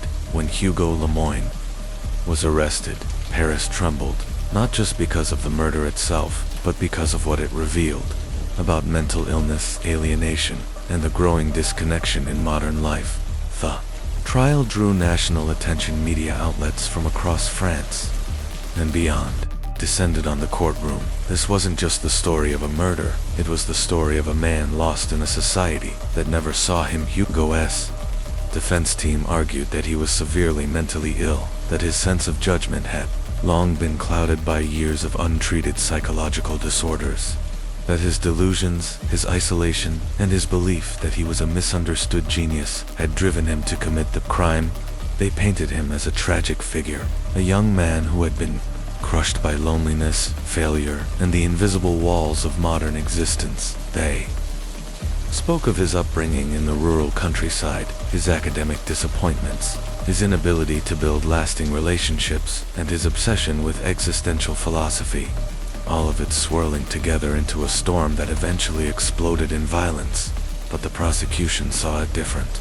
Huguenot, a man overwhelmed by madness, but a calculated killer, one who had studied his victim, planned her murder, and carried it out with precision. They pointed to his actions after the crime, his escape, his attempts to erase evidence, and most of all, his lack of remorse. They argued this wasn't a spontaneous breakdown, it was a deliberate act of violence driven by ego and delusionists. The trial unfolded. Commentators across France debated the meaning behind Hugo's crime. Some called it a symptom of a society that marginalizes the mentally ill. Others saw it as the ultimate act of selfishness, a man who chose to kill simply because he could not cope with failure. And, as those debates raged, the quiet grief of Madame Dupont's friends and family was often forgotten. She had been a kind, elderly woman, a fixture in her community, someone who smiled at strangers, who fed the birds, who lived simply. Her death was not just a tragedy, it was a senseless erasure of a life that had done no harm. The case of Hugo Lemoine forces us to confront uncomfortable truths about the people we fail to see about, the warning signs we ignore about what happens when anger festers in silence until it explodes, and about the delicate line between a misunderstood mind and a dangerous one. In the end, justice was served, but Madame Dupont was still gone. An haunting question remains: could it all have been prevented if someone had truly seen Hugo before it was too late? Story 6. The Fragile Silence of Martin Nørgaard, Denmark, 2013. In 2013, the quiet European nation of Denmark was shaken by a chilling murder, one that unfolded not in a war zone, but in a peaceful town on the island of Fanø. It was here in the coastal town of Odense that Martin Nørgaard, a 32-year-old former soldier, descended into darkness. Martin had served for years in the Danish military, enduring long deployments and witnessing the brutal toll of combat. He returned from his final tour a changed man, quieter, more withdrawn, and increasingly haunted by what he had seen. To the outside world, Martin was a private, soft-spoken figure, someone who preferred solitude over socializing. But those close to him began to notice troubling signs. He had stopped attending therapy, he distanced himself from friends. His mood shifted without warning, one day numb, the next unpredictable, as if he were silently wrestling demons no one else could see. And then came Emma. She was 28, bright, kind, and deeply empathetic. The two met in Odense several years before the tragedy. At first, their relationship was intense, passionate. Even Emma had seen something in Martin, a wounded soul worth loving. But over time, that bond began to fracture. Martin's emotional instability, shaped by his untreated trauma, turned their relationship volatile. Arguments became frequent. Emma, once patient and understanding, started to fear the man Martin was becoming. Eventually, she made the heartbreaking decision to end things for good. For Emma, it was an act of self-preservation. For Martin, it was the final collapse of his reality. The weeks following the breakup, Martin unraveled. He became obsessed, fixated on Emma, convinced she had betrayed him. To him, her decision wasn't just a breakup. It was an existential rejection, a loss of the only anchor keeping him from drifting completely into despair. Then, on a frigid night in late November 2013, the silence shuddered. Martin showed up at Emma's apartment unannounced. What exactly unfolded inside that home will never be fully known, but when neighbors heard screaming and called the police, it was already too late. Emma was found murdered, beaten, and stabbed in a violent personal attack that bore the marks of Raw emotional fury, Martin, calm and detached, was arrested at the scene as news of the crime spread. Denmark was stunned. This wasn't the act of a hardened criminal or a stranger lurking in the shadows. It was a deeply intimate killing, the kind born from festering emotional trauma and a complete psychological collapse at trial.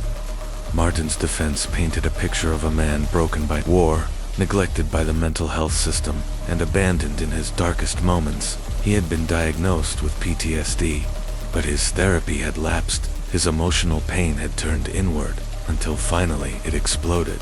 Outward psychiatrists testified about his fragile mental state, his inability to regulate emotion, and his intense dependency on Emma as a source of stability. But despite this, the court found clear premeditation in his actions. He had planned the visit. He had brought a weapon. He had made a choice. The court concluded that while Martin's mental health issues were real and profound, they did not absolve him of responsibility. In 2014, Martin Nørgaard was sentenced to life in prison. The courtroom, Emma's family wept, mourning not only the loss of a daughter and sister, but the way her life had been stolen by someone she had once loved outside the courthouse. A larger conversation began. How many veterans were returning home with invisible wounds? How many were slipping through the cracks? And how often did untreated trauma turn deadly? For many in Denmark, the case was not just about one man's descent into violence. It was a wake-up call, a warning about the long, silent tale of war and the devastating consequences when psychological wounds go unnoticed.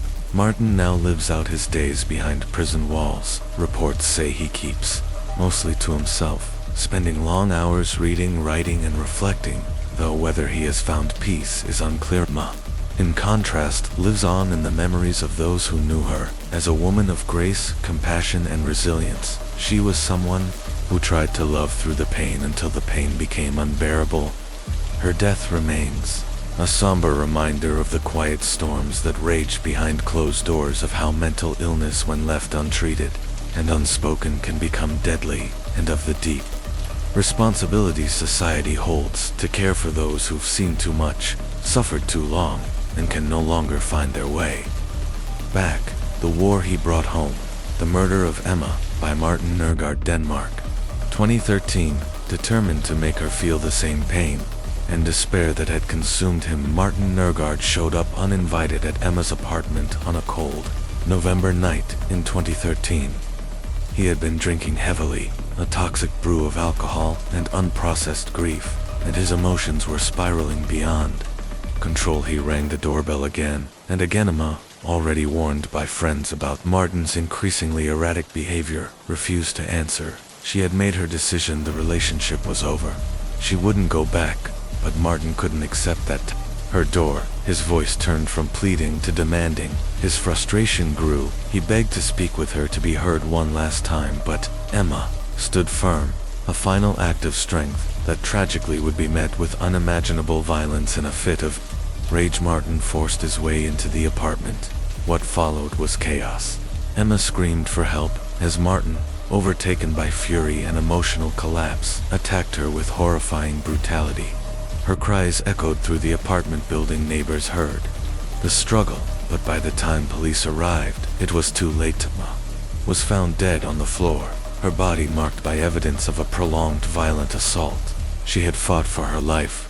Martin had already fled the crime scene, told a clear story. His fingerprints were on surfaces throughout the apartment. Witnesses described hearing his voice, shouting in rage. Moments before the violence erupted, the police quickly pieced together a timeline and launched a manhunt across Odense, fearing Martin might attempt to flee the country. Days passed. The city remained on edge. It wasn't until a week later that police finally found Martin hiding in a remote cabin on the outskirts of town, disheveled, dehydrated, and emotionally vacant. He had barely eaten. His eyes were hollow. His expression was numb. He was arrested without resistance, taken into custody, and charged with first-degree murder. During questioning, Martin said nothing, no confession, no justification, no apology, but investigators already knew what they were dealing with.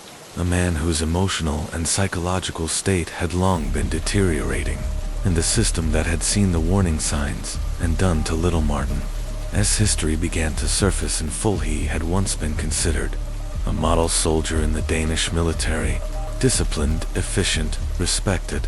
But after returning from deployments in active conflict zones, everything changed. He was diagnosed with post-traumatic stress disorder (PTSD) after witnessing harrowing scenes of death and destruction. Nima had been his anchor, but after their relationship ended, that last fragile thread holding Martin together snapped. Friends testified that Emma had encouraged him to get help. She'd pleaded with him to see a therapist, but Martin refused. He believed he could manage on his own, and when he couldn't, Emma paid the price.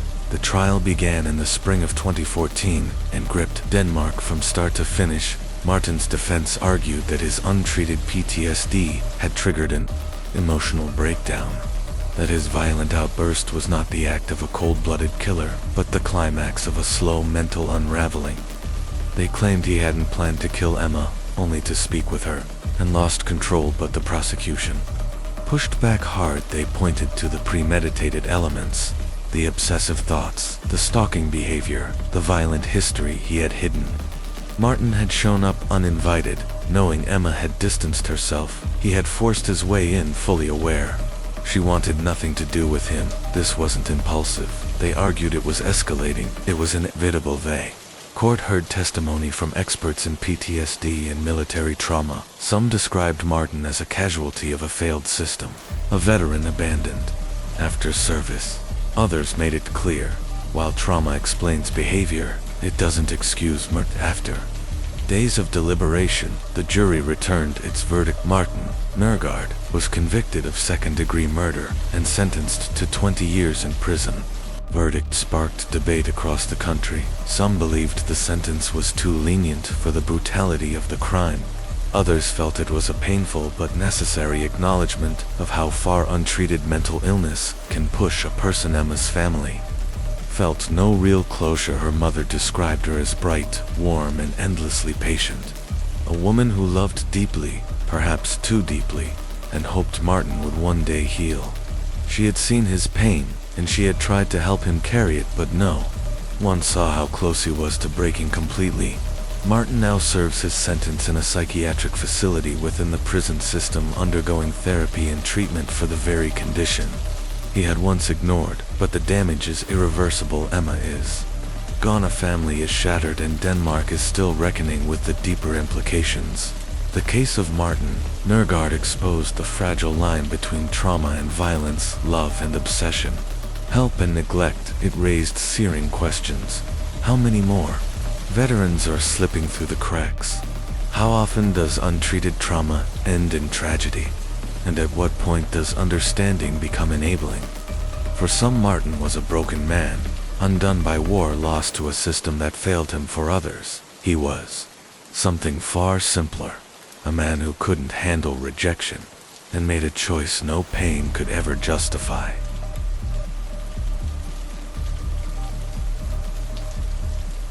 Martin Nørgaard, the descent of a soldier. Witnesses who had served alongside Martin Nørgaard in the Danish military recalled a man who had once been enthusiastic and disciplined, a soldier with drive and promise. But after returning from deployment, something changed. He became withdrawn, easily irritable, and emotionally shut off. The signs of psychological distress became more apparent with time. Martin struggled with insomnia, waking in the middle of the night, drenched in sweat from recurring nightmares. His moods swung without warning. Friends said it was like watching him slowly vanish into himself. He became harder to reach, both emotionally and socially, and worst of all, his anger, once contained, began to bubble dangerously. Close to the surface at first, Martin tried to hide the cracks in his armor. He insisted to friends and family that he was fine, brushing off their concerns.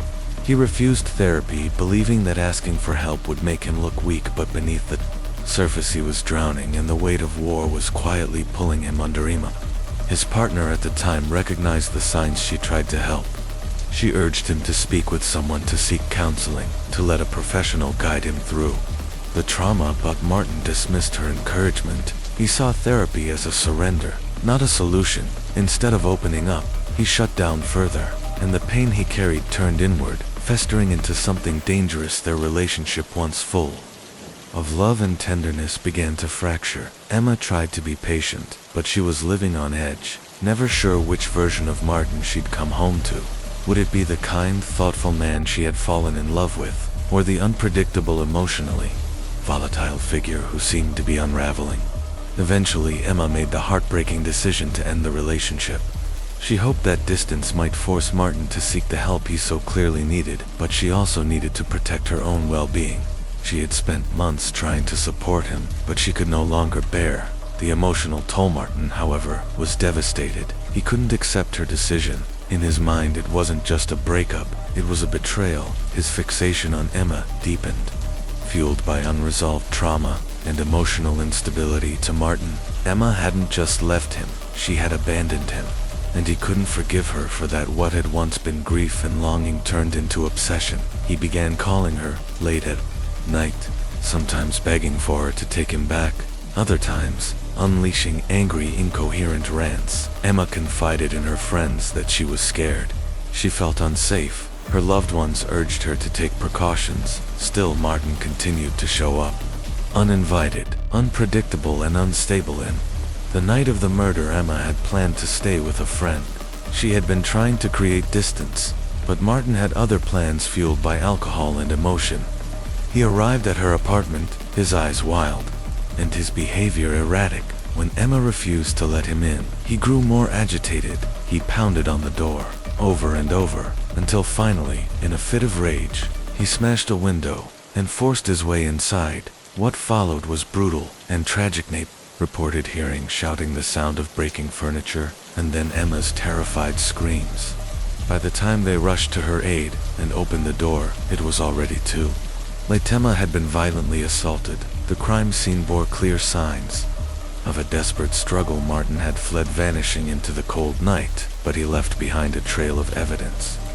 His fingerprints on the shattered window, his DNA on the scene, and eyewitnesses who had seen him leaving the building moments after the attack. For several days, Martin was a fugitive. Police feared he might attempt to flee the country. News of the murder spread rapidly, sparking national attention. Denmark watched in horror as the story unfolded. The story of a man once full of promise, now consumed by rage, and a woman who had done everything she could to help him before becoming his final target. A week later, Martin was finally found. He had been hiding in a remote, rundown cabin outside of Odense, disoriented, living in filth, barely able to speak. When the police arrived, he offered no resistance. He appeared numb, as if the full weight of his actions hadn't yet reached him. He was taken into custody and immediately transferred to a psychiatric facility for evaluation. Psychologists confirmed that Martin was suffering from severe post-traumatic stress disorder, a direct result of his time in the military. They testified that his mental breakdown had played a significant role in what happened, but they also made one thing clear: PTSD may have shaped his state of mind, but it did not absolve him of responsibility. Martin had made a conscious decision to go to Emma's home that night. He had broken in. He had chosen violence, his trauma explained. His condition, it didn't excuse his crime. At trial, the courtroom was heavy with emotion. Expert witnesses spoke of trauma, neglect, and the military's failure to provide proper mental health care.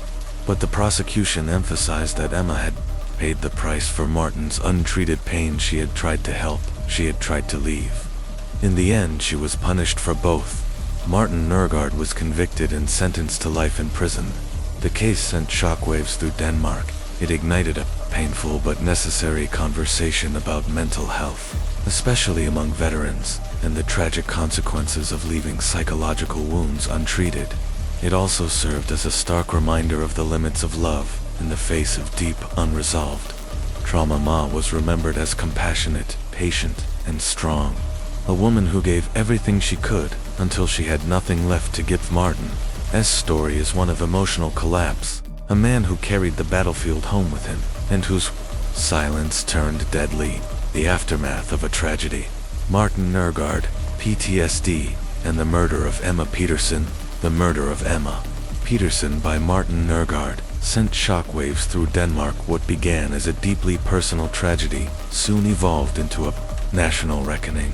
one that forced the public to confront difficult questions about mental health, military trauma, and the consequences of ignoring the warning signs. In the wake of Emma's death, public opinion was divided. Some argued that Martin's actions were the direct result of untreated PTSD, that the man who killed Emma was not a monster but a broken soldier left to fend for himself. They called for a lighter sentence, emphasizing his deteriorating mental state. Others, however, believed the brutality of the crime could not be excused. Emma's murder was deliberate, savage, and final. And for that, Martin had to be held fully accountable. Martin Nergard was convicted of second-degree murder and sentenced to 20 years in prison. The verdict brought mixed emotions. For Emma's family and friends, it was a bittersweet resolution to a nightmare. They could never wake up from their daughter, their sister, their friend, gone forever. The case sparked a national debate, not just about guilt and punishment, but about systemic failure. Many began to question whether the institutions meant to support veterans like Martin were doing enough, and if they weren't, who else might be at risk? In the months and years that followed the trial, Martin's story remained a lightning rod for discussion, not just in Denmark but across Europe.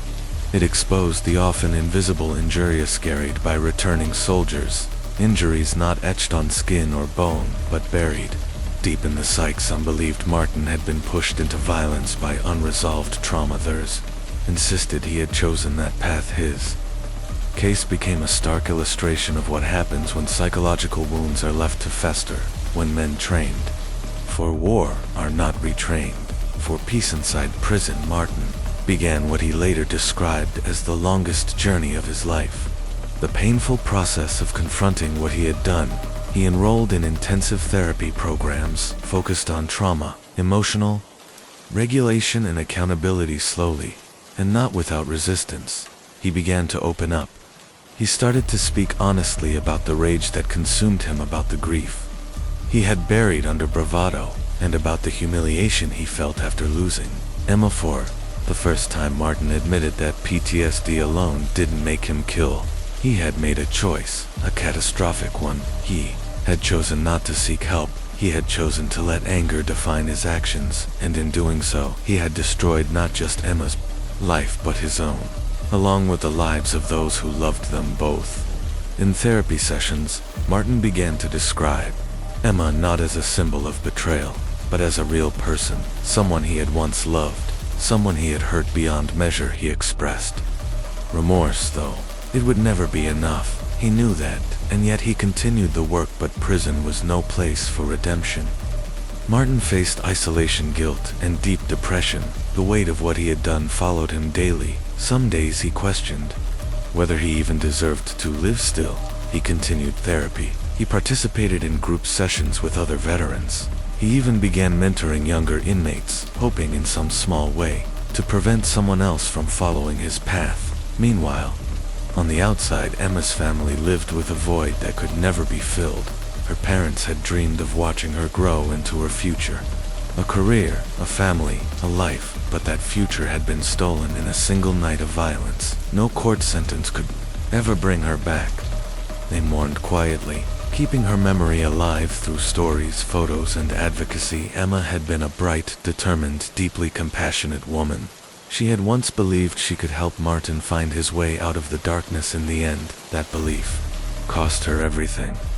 The case had a ripple effect far beyond the courtroom. In the months following the verdict, Denmark saw a surge in mental health advocacy. Veterans groups and mental health organizations called for reforms in how soldiers are treated upon returning from service. A coalition was formed urging the Danish military to conduct more rigorous psychological assessments, provide long-term counseling, and fight the stigma around therapy and emotional vulnerability. The military took notice. New programs were launched, including mandatory debriefings, peer support groups, and early intervention services for those showing signs of PTSD or depression. But the cultural resistance remained. Many soldiers still viewed seeking help as a form of weakness. Admitting to emotional pain was seen as dishonor. It would take time, in cases like Martin's, to begin shifting that mindset. For Emma's friends, the guilt never really faded. Many had urged her to end the relationship, When they saw red flags, they had watched Martin's behavior grow more unstable. They had worried. They had warned her, but none had truly understood how close the danger was, or how quickly it would explode. They spent years questioning themselves, replaying conversations, wondering what more they could have done. Survivors, after all, don't just live with grief.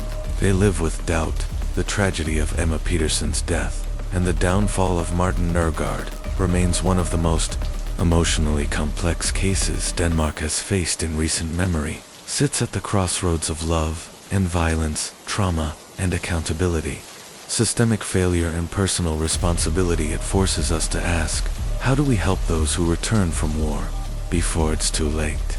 How do we treat mental illness without excusing violence?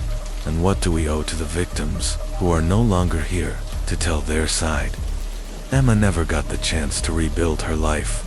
Martin is spending his days trying to rebuild what's left of his peace by painful peace, but for her family, her friends, and a country still grappling with the lessons of this case, the damage is permanent and the questions it raised still linger, unanswered. The pain left in the wake of this case created a legacy that extended far beyond the tragedy itself.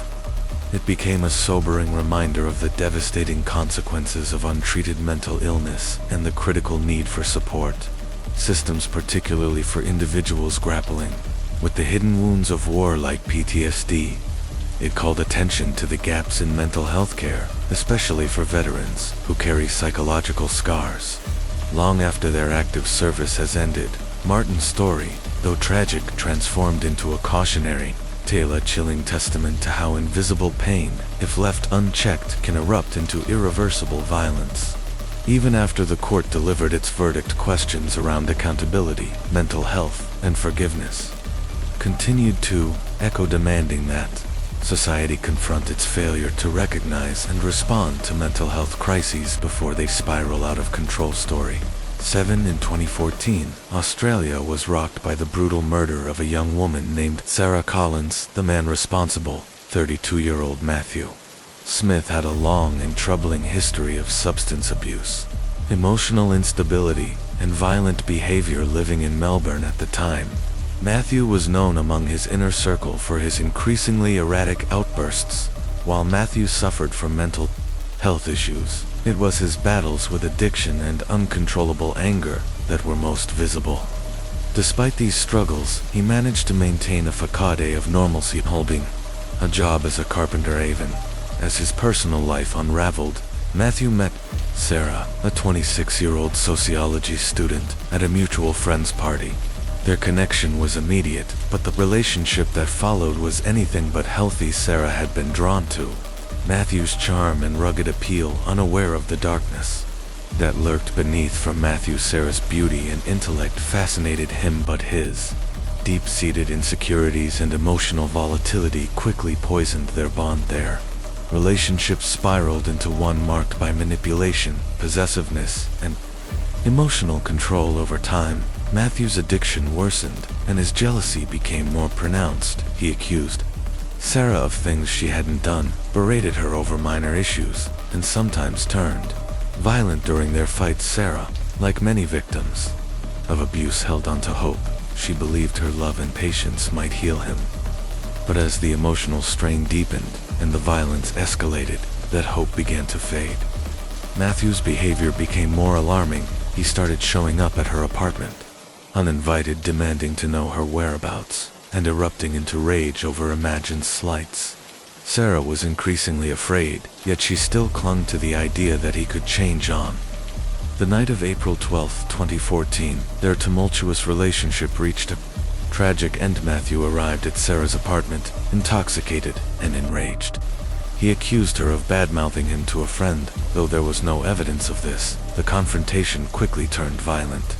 Sarah tried to calm him down, but Matthew's fury exploded in a fit of blind rage. He grabbed a kitchen knife and stabbed Sarah multiple times. It was a brutal, frenzied attack. Though she fought back, Sarah was overpowered within minutes. She was gone. Neighbors later reported hearing screams and a violent struggle, but by the time they reached her apartment, it was too late. Matthew had already fled. Police arrived swiftly after a neighbor's 911 call, finding Sarah lifeless and a blood trail leading out the door. Matthew was immediately suspected Sarah had confided in friends about his growing instability. When police attempted to locate him, he had vanished. National manhunt ensued. Matthew's family wasn't shocked, heartbroken, but not surprised. They had witnessed his decline firsthand, his repeated stints in rehab, his emotional volatility, his resistance to help. Despite their efforts, they'd been unable to reach him.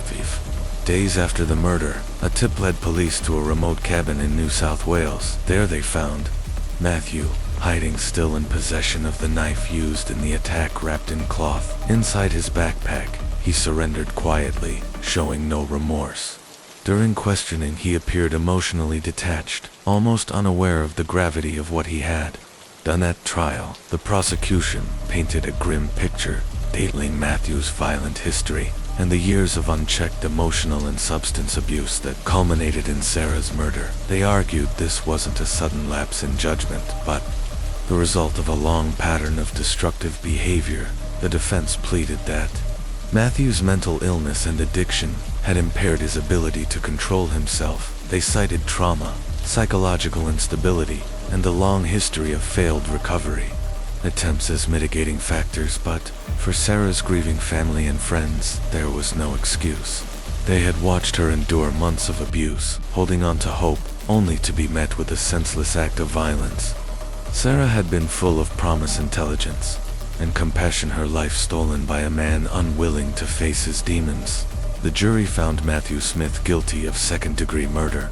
He was sentenced to 20 years in prison. For Sarah's family, no sentence could ease the loss. They were left with the devastating memory of a bright, loving young woman whose life ended far too soon. The trial drew national attention, sparking wider conversations across Australia about the urgent need for reform around domestic violence, mental health treatment, and early intervention systems. The tragedy served as yet another painful reminder.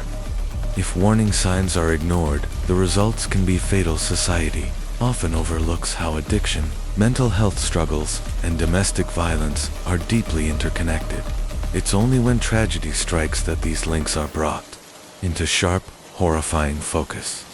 During the trial, experts in psychology, psychiatry, and addiction testified at length about Matthew Smith's behavior, but no professional insight could soften the horror of what had happened that night. Matthew had spent years cycling in and out of rehabilitation centers long before he met Sarah Collins. His parents had been deeply concerned about his escalating addiction and emotional instability, but, like so many families facing such challenges, they often felt powerless. Matthew consistently refused to accept the seriousness of his condition, and their efforts to help were met with resistance or denial. His emotional volatility was something those closest to him had learned to live with, but none imagined it would ever end in murder. Yet, as Matthew's behavior worsened, the danger to Sarah became undeniable. Sarah had confided in her closest friends about the fear she felt when she was around him. She spoke of his jealousy, his mood swings, and the heavy atmosphere of their relationship. Her friends recalled how she would often express concern, not just for herself but for Matthew. She was scared of what he might do. Still, each time she tried to leave him, Matthew would plead, cry, and promise change, and Sarah, holding on to hope, believed that love could heal him. Those around her, however, saw the heartbreaking truth. Sarah tried time and again to navigate the storm of Matthew's psychological and emotional needs, pouring every bit of her energy into helping him find peace, but it came at a cost. Her bright, independent spirit began to fade. The once lively woman who laughed freely and radiated confidence grew quiet, anxious, and withdrawn. What wore her down wasn't just the verbal abuse or occasional threats, it was the constant emotional manipulation. It chipped away at her sense of self. In the months leading up to the murder, Sarah began distancing herself from her support system. Too ashamed to admit how much she was suffering, she kept her pain hidden. She didn't want to be seen as weak, but inside she was exhausted, afraid, and increasingly alone. The night Matthew killed Sarah was the tragic culmination of months of escalating Abuse prosecutors made it clear that while Matthew's addiction and mental health issues played a role, they were not an excuse. They were part of a dangerous pattern that had been allowed to grow. Unchecked, Matthew had a documented history of violence in past relationships. Sarah was not the first woman to suffer at his hands, but she was the one who paid with her life on the night of April 12, 2014. Matthew arrived at Sarah's apartment heavily intoxicated. He was already emotionally unstable, and the alcohol only magnified his paranoia and jealousy when Sarah tried to have a calm conversation, likely about their relationship and her need for space. Matthew snapped. He accused her of infidelity, though she had never given him reason to doubt her. In his mind, betrayal was always just around the corner. The argument spiraled into chaos in a fit of uncontrollable rage. Matthew grabbed a kitchen knife. Sarah tried to defend herself, raising her arms pleading, but Matthew overpowered her. He stabbed her multiple times in a frenzied assault. His rage had taken on a life of its own. When it was over, Sarah lay motionless on the kitchen floor.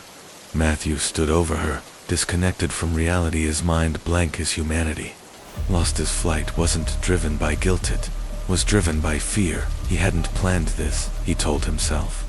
It was a moment of madness, but deep down he knew he had crossed a line he could never come back from. For several days, Matthew moved through rural towns in a daze, trying to outrun the truth. His family, especially his mother, was briefly complicit. In her grief and denial, she couldn't bring herself to turn him in. She pleaded with him to surrender, but Matthew refused, clinging to the hope that he might somehow escape. Just as it wasn't until police received an anonymous tip that the search came to an end. They found Matthew hiding in a small cabin outside New South Wales. His appearance was disheveled, his mental state unraveling. When officers arrived, he offered little resistance, but during questioning, he appeared emotionally distant, as if the weight of what he had done hadn't yet settled in. He showed no remorse. He denied any premeditation, calling it a moment of drunken rage. To him, it wasn't murder, it was a tragic accident brought on by stress, alcohol, and emotion. But investigators soon uncovered the truth of Matthew's violent past. He had previously assaulted at least 2 partners, both of whom had remained silent, too scared or too ashamed to speak up. His pattern of abuse, substance dependency, and untreated psychological issues painted a picture of a man who had long been a danger to those closest to him. Matthew Smith wasn't just a man struggling with mental health, he was a man whose unchecked anger, denial, and violence had finally exploded. As the trial unfolded, the court faced a difficult question. How do you sentence a man clearly haunted by inner demons, but who also committed an unthinkable crime? For Sarah's family, there could be no justification. Their daughter was gone, her life stolen by someone who had been offered help and rejected it. Her parents spoke publicly, urging others to learn from their pain. They pleaded with people to recognize the early signs of abuse, to speak out, to reach out, to intervene before it's too late. Sarah's murder sparked a national conversation about domestic violence, mental health, and the failure of systems to protect vulnerable individuals, but no amount of dialogue could bring her back. Her family was left shattered, forced to live with the knowledge that her death could have been prevented had the signs been taken seriously. As months passed, the grief didn't fade, it only deepened. Yet Sarah's memory lived on, not just in the hearts of those who loved her, but in the conversations and reforms her death helped to inspire. Her story became a call to action, a warning that behind every act of violence there are signs, and if we continue to ignore them, we risk letting history repeat itself. The grief of losing their beloved daughter transformed Sarah Collins' family into determined advocates, champions for raising awareness about domestic violence and mental health. They refused to let her death be in vain. Sarah's story and the brutal end she suffered became the foundation for a movement that aimed to spark change. Sarah's mother, once unable to imagine her daughter being trapped in such a dangerous relationship, became a tireless voice for survivors. She spoke publicly about the manipulation and emotional abuse that often accompany toxic partnerships, how victims are slowly isolated, coerced, and made to feel powerless. She recalled The heartbreaking conversations with Sarah Howell, her daughter confided, her fears described, Matthew's increasingly controlling behavior, and eventually began trying to hide the bruises that had become more frequent. Her pain was unmistakable, but through her voice, many began to understand that Sarah's story wasn't unique. It was tragically common. Sarah's father also stepped into the spotlight, advocating for better support systems for both victims and perpetrators of domestic abuse. He admitted the helplessness he felt as he watched Sarah cling to the hope that Matthew could change even as the signs of danger mounted. He had always believed he could protect his children, but this time he couldn't. In interviews he spoke of the unbearable sorrow of knowing that in her final days, Sarah had feared the very person she loved. As the Collins family's advocacy gained momentum, Matthew Smith's trial played out in court. The prosecution depicted him as a deeply troubled man whose violent tendencies had long gone unchecked. This wasn't a crime of sudden rage, they argued. It was the tragic culmination of years of unresolved anger, untreated mental illness, and escalating abuse. While Matthew's struggles with addiction and mental health were acknowledged, the prosecutor emphasized that these did not excuse the brutal, repeated stabbing that took Sarah's life. They insisted he had been in full control when he chose to kill her. The defense, meanwhile, offered a more sympathetic portrayal. They described Matthew as a broken man shaped by trauma and tormented by mental illness. His actions, they argued, were not those of a cold-blooded killer, but of someone overwhelmed by inner demons. They urged the jury to consider leniency, to see Matthew not only as a murderer, but as a product of lifelong suffering and untreated psychological wounds. When the defense rested, the jury faced a harrowing decision. The evidence was damning, the violence was indisputable, but what remained in question was intent. Did Matthew understand the full gravity of what he was doing? Or was this act the devastating result of a life spiraling out of control? After several days of deliberation, the jury returned a verdict: guilty of second-degree murder. They concluded that, although Matthew's mental health struggles contributed to the tragedy, they did not absolve him of responsibility. He knew the harm he was causing and for that he had to be held accountable. Matthew Smith was sentenced to 22 years in prison. In the courtroom, silence fell as the judge announced a decision. Sarah's family sat in the front row, their faces etched with exhaustion and sorrow. Justice had been served, at least in the eyes of the law, but no sentence could ever bring Sarah back.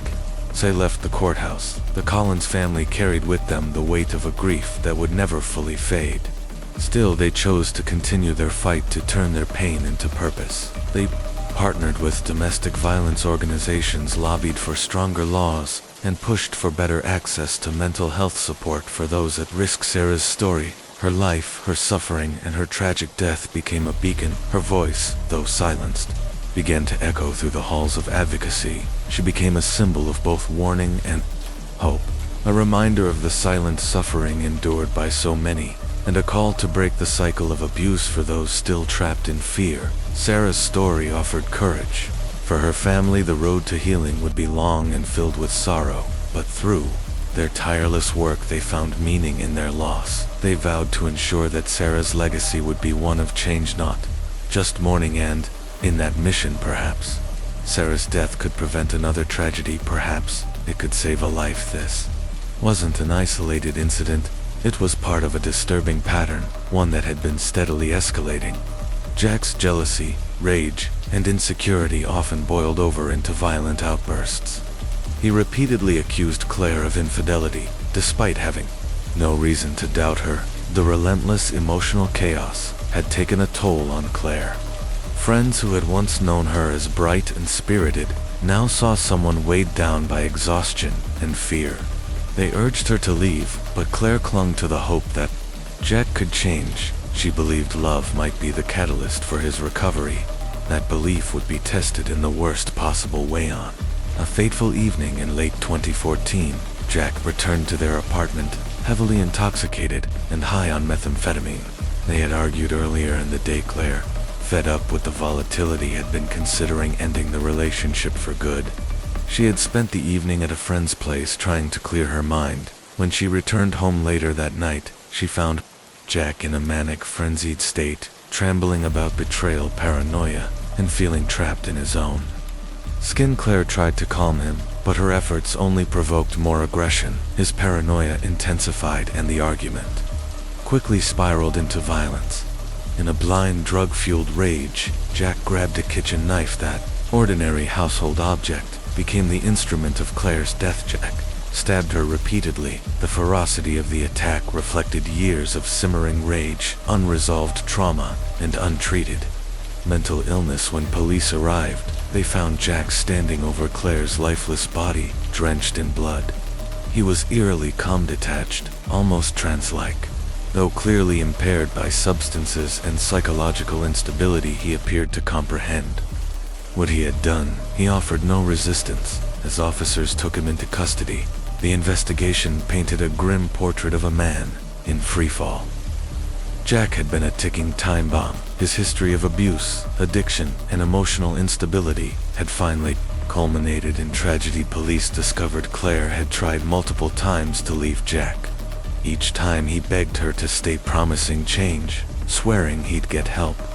She had confided in friends and family about her fear of Jack's spiraling behavior, but she never stopped hoping he could be saved. News of Claire's murder spread. The community was devastated. This wasn't a story of a spontaneous act of violence. It was the tragic end of a long, destructive path. Claire Johnson's death became a painful reminder of how untreated mental illness and substance abuse don't just destroy the person suffering, they endanger everyone around them. Jack Miller's trial, in early 2015, captivated national attention. His defense team argued that his mental illness, compounded by drug abuse, rendered him incapable of understanding the consequences of his actions. They portrayed Jack as a man failed by society, a tortured soul, unable to manage the weight of his own trauma. The prosecution countered with a clear, disturbing narrative. Jack's violent history wasn't incidental. It was a well-established pattern of manipulation and aggression. They pointed to the brutality of the attack and his chilling lack of remorse as proof that this was not a crime of impulse, but one of escalastia. Jury deliberated for days, weighing the evidence and arguments carefully. Ultimately, Jack Miller was found guilty of manslaughter due to diminished responsibility. He was sentenced to 12 years in prison. The verdict devastated Claire's family. To them, the sentence felt like a slap in the face. Claire had been a kind, compassionate young woman, daughter, a sister, a friend. Now she was gone, and the man who took her life would be free in little more than a decade. The case ignited national debate in Australia about how the justice system treats violent offenders with mental health and addiction issues. Some believed Jack hadn't been held fully accountable. Others argued his trauma and substance abuse deserved more compassion. Regardless, the case spotlighted the urgent need for early intervention in mental health and addiction. Failures in those systems can be fatal for Claire's loved ones. There was no real closure, just a lifetime of grief and unanswered questions. They would never see Claire marry, raise a family, or live the full life she had dreamed of. Instead, they were left with the memory of a vibrant young woman, stolen by a man who never learned to control his demons. As Jack Miller's trial progressed, more about his past was revealed. The courtroom often fell silent, as friends and family of Claire sat in the front row listening in disbelief. Each testimony added a new layer to the tragedy. One of Claire's close friends, Sarah Evans, recounted how she had watched Claire slowly retreat from her social life. She became withdrawn, anxious, and visibly distressed. Sarah had seen bruises on Claire's arms, bruises Claire always tried to explain away. During one conversation, Claire confided in her about Jack's erratic and volatile behavior. "I don't think he can help it," Claire had said, her voice heavy with sadness. "He's not a bad person. He's just really lost." Sarah had pleaded with her to leave too. Seek help, but Claire always defended Jack. "He's better when he's sober," she'd say. "He just had a rough time. He loves me." "I know he does," but as the months passed, Jack's outbursts only grew worse. His manipulation, his charm, his apologies. They had wrapped Claire in a web that made it nearly impossible for her to recognize how much danger she was in. The Defense argued Jack's actions were rooted in deep trauma and a lifetime of emotional pain. They brought in expert witnesses, who testified that Jack's childhood had been marked by severe neglect and abuse. A psychiatrist explained that Jack had likely experienced a dissociative episode during the murder driven by addiction, shame, and years of untreated mental illness. They urged the court to see Jack not only as a killer, but as a man broken by his own suffering. The prosecution acknowledged Jack's troubled past, but maintained that it did not excuse the horror of what he had done. Claire had trusted him, loved him, tried to help him, and, in return, he had taken her life in the most brutal way imaginable. Mental health issues and addiction are real struggles, but they do not excuse the brutal murder of Claire Johnson. To the prosecution, they painted a different picture of Jack Miller, a man who had weaponized his troubled past to justify his violent behavior. A man who let addiction dominate his life and choices. They highlighted the sheer brutality of the attack. Jack hadn't simply lashed out in a moment of rage. He had stabbed Claire multiple times in the chest and abdomen. This was not the act of someone who had momentarily lost control. It was deliberate, calculated. The prosecutor argued that Jack knew exactly what he was doing, and that he had made the conscious decision to kill. In their final argument, they made a plea for justice for Claire Johnson, whose life had been violently stolen by a man who had shown no remorse. Claire was kind, loving, and compassionate. The prosecutor said she believed in the good in people even when they didn't deserve it. She didn't deserve to die at the hands of the man she loved. Jack Miller's mental health challenges and addiction struggles could not justify what he had done. He had made a choice, and he needed to be held accountable. Meanwhile, the defense painted Jack as a product of his environment. Years of abuse, trauma, and emotional neglect, they argued, had warped his ability to cope. Jack hadn't acted out of hatred or premeditation. They claimed he was overwhelmed, emotionally broken, and spiraling into confusion. He had been seeking help, attending therapy, and attempting recovery. Perhaps if he'd received better support, they said, Claire might still be alive throughout the trial. Jack remained mostly silent, his expression blank, his gaze often fixed on the floor. Sometimes he seemed lost, disconnected from the reality unfolding around him. Other times the anger returned. His jaw clenched as the prosecution described Claire's final moments, but he never broke down. He never apologized. There was no outburst, just silence, the kind that lingers in the wake of something unforgivable. As the trial came to a close, the jury faced an agonizing decision. Jack's violent tendencies were undeniable, but so were the mental health struggles that had haunted him for years. Was he fully responsible for Claire's murder, or had he been pushed past a breaking point by circumstances beyond his control? After days of deliberation, the jury returned their verdict, guilty of manslaughter. They concluded that Jack's mental health and addiction had significantly influenced his actions, but they did not absolve him of responsibility. Sentencing. The courtroom was somber. Claire's family had hoped for a harsher penalty, something that reflected the horror of her death. But the judge, citing Jack's psychological history and other mitigating factors, handed down a 15-year prison sentence. The decision drew mixed reactions. Claire's family was heartbroken. They felt the punishment didn't match the crime, but they were determined to honor her memory in the face of what they saw as injustice. They made a vow to speak out against domestic violence, against untreated addiction, and against a system that too often fails to intervene before tragedy strikes. For Jack Miller, prison offered no redemption arc. His time behind bars was marked by bursts of rage and more acts of aggression. Though he enrolled in rehabilitation and therapy programs, his progress was slow. His anger ran deep. His remorse, when it surfaced, seemed performative, more about regret for being caught than for taking a life. Years later, in a rare media interview, Jack was asked whether he felt guilt for killing Claire. His words were chilling.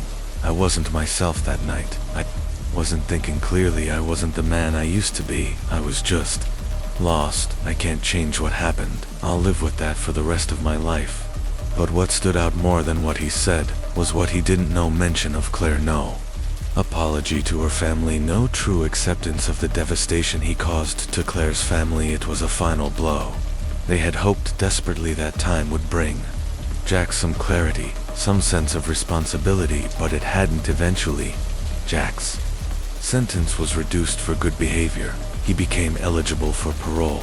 His supporters pointed to his progress and urged the board to consider his rehabilitation, but Claire's family stood firm. They had seen no real change in Jack, no genuine remorse, and they feared what could happen if he were ever released. He would only continue to hurt others if released. For Claire's family, the thought of Jack Miller walking out of prison after what he had done was simply unthinkable. When the parole hearing finally arrived, it marked yet another painful chapter in the long, ongoing trauma Claire's loved ones had endured. Karen Johnson, now a dedicated advocate for survivors of domestic violence, addressed the parole board with unwavering resolve. She spoke about Claire's vibrant spirit, her kindness, her love for life, all of which had been stolen by Jack's violence. Claire had loved Jack. She had trusted him, tried desperately to help him, to save him, but in the end it was Claire who paid the ultimate price for Jack's failures. We're here today still fighting for Claire,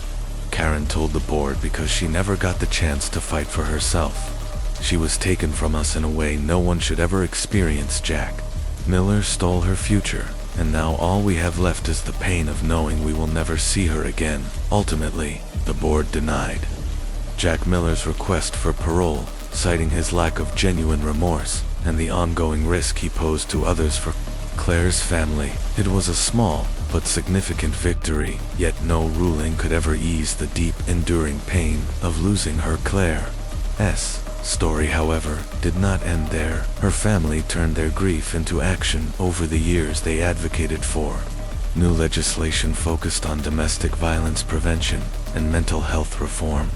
They also established a foundation in Claire's name, offering support to survivors of abuse and raising awareness about the devastating link between addiction and violence. That foundation became a beacon of hope, providing resources, guidance, and solidarity to others navigating similar struggles through their tireless work. Claire's family found purpose in their heartbreak, and though they would never see her again, they knew her legacy lived on in every life they touched. Jack Miller would remain behind bars, a constant reminder of the life he destroyed. Whether or not he ever truly understood the magnitude of his actions, his crime would never be forgotten. And as the years passed, the case of Jack Miller and Claire Johnson remained a haunting example of the dangers of untreated mental illness, substance abuse, and domestic violence. Though the cycle of abuse was broken in Claire's name, the scars left behind were permanent. For some, they would never fully fade. Story 9. In 2014, the city of San Diego was rocked by a chilling and senseless act of violence that would leave the community reeling for years. The perpetrator, 26-year-old Travis Cooper, a recently discharged military veteran. At first glance, Travis was an unremarkable figure, quiet, polite, with no criminal record and no known history of violence. But beneath the surface, something darker was festering. Friends and family noted that Travis had always kept to himself, never fully fitting in, yet after returning home from a tour in the Middle East, he was visibly changed. Though his military service had been a point of pride for his loved ones, it soon became clear that the war had left deep psychological scars. Struggled to readjust to civilian life. His relationships faltered, and his emotional state began to unravel. Anger, anxiety, and isolation took hold. Once reserved, he became unpredictable and volatile, especially when triggered by stress or memories of combat. He lived alone in a small apartment in the heart of San Diego, where neighbors described him as withdrawn. Those who knew him before his deployment noticed disturbing changes, heavy drinking, mood swings, and a growing detachment from reality. The once composed soldier was becoming increasingly paranoid, unstable, and dangerous. On the evening of July 15, 2014, that danger exploded into tragedy at around 9:30 p.m. A loud disturbance echoed from Travis's apartment, shouting, furniture crashing, then an eerie silence.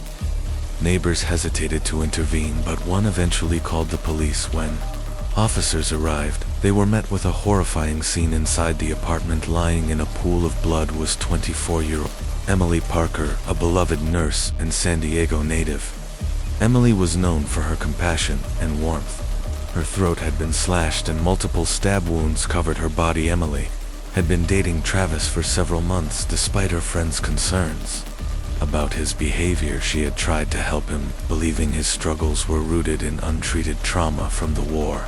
She wanted to save him, but on that tragic night, her kindness and resolve met a violent end. Police found Travis sitting motionless in his living room, his clothes soaked in blood. He appeared dazed and disconnected, barely registering the presence of officers. When asked what had happened, Travis murmured, "She's gone. I didn't want it to happen. I didn't mean to do it." A search of the apartment revealed a space filled with military memorabilia, weapons, and empty alcohol bottles. It was clear Travis had been in a severe mental crisis. Investigators dug deeper. They uncovered a troubling history. Military records confirmed Travis had been diagnosed with PTSD, but his treatment was inconsistent and ultimately abandoned after his discharged friends revealed that he and Emily had been fighting more often in recent weeks. That night they had argued once again. Emily had urged him to get help. He refused. Through the thin apartment walls, a neighbor heard Emily's final pleas, begging Travis to stop drinking and to talk to her, but reason had already vanished in his disoriented, tortured mind. Travis saw Emily not as a lifeline but as a reminder of everything he'd lost. He blamed her for confronting him, for urging him to face his demons. Emily paid with her life for trying to save his Travis. Cooper had long struggled with the trauma he brought home from war. Beneath the surface, he was a man fractured by the ghosts of combat, suffering from nightmares, hypervigilance, and a constant undercurrent of rage and guilt. His mental state grew darker, with time worsened by alcohol and a lack of professional help. He often felt misunderstood, especially by those closest to him. He once told a friend that civilians couldn't possibly comprehend what he'd endured, not even the woman who loved him most. Emily Parker. It was in this unstable, volatile state that Travis turned violent the night he murdered Emily. Something in him finally broke. The brutality of the attack shocked the nation, not only because of the savagery, but also because of the broader conversation it ignited. The silent suffering of military veterans, and the mental health crises they so often face upon returning home. Travis Cooper was quickly arrested and charged with first-degree murder. As the case unfolded, it drew national attention. Advocacy groups and mental health professionals weighed in, arguing that while Travis's actions were inexcusable, they were also a tragic consequence of a broken system, a system that had failed to provide timely and effective care for a man battling PTSD. HI's defense team painted a portrait of a shattered soldier, a man consumed by untreated trauma and numbed by alcohol. Expert witnesses testified that Travis suffered from severe PTSD, the kind that can distort reality and trigger violent, irrational behavior. His lawyers claimed that, on the night of the murder, he was in the grip of a psychological break, unable to form the intent necessary for a first-degree murder conviction. But the prosecution told a different story. They argued that this wasn't a case of temporary insanity. It was about a man who couldn't control his rage. They pointed to the sheer violence of the crime, how Travis had not only killed Emily, but had gone on to stab and mutilate her after slashing her throat. To the prosecution, this was not a mental health episode. It was a murder born of jealousy, control, and personal animosity for Emily's family. The defense's arguments felt like an insult. Robert and Christine Parker had been devastated by their daughter's death, and while they acknowledged the seriousness of PTSD, they rejected the notion that it excused what Travis had done. "I understand PTSD is real," Robert said in an interview, "but it doesn't give someone the right to take another person's life." Travis had people who loved him, including Emily. He had chances to get help, but instead he chose to hurt her. Christine Parker, Emily's mother, echoed those sentiments. She spoke about her daughter's kindness, her warmth, and the light she brought into their lives, a light that Travis had extinguished in an act of senseless brutality. The Parkers expressed sympathy for Travis's pain, but They made it clear. Compassion for his struggles did not mean forgiving the crime mass. The trial progressed. The courtroom became a battleground between two truths.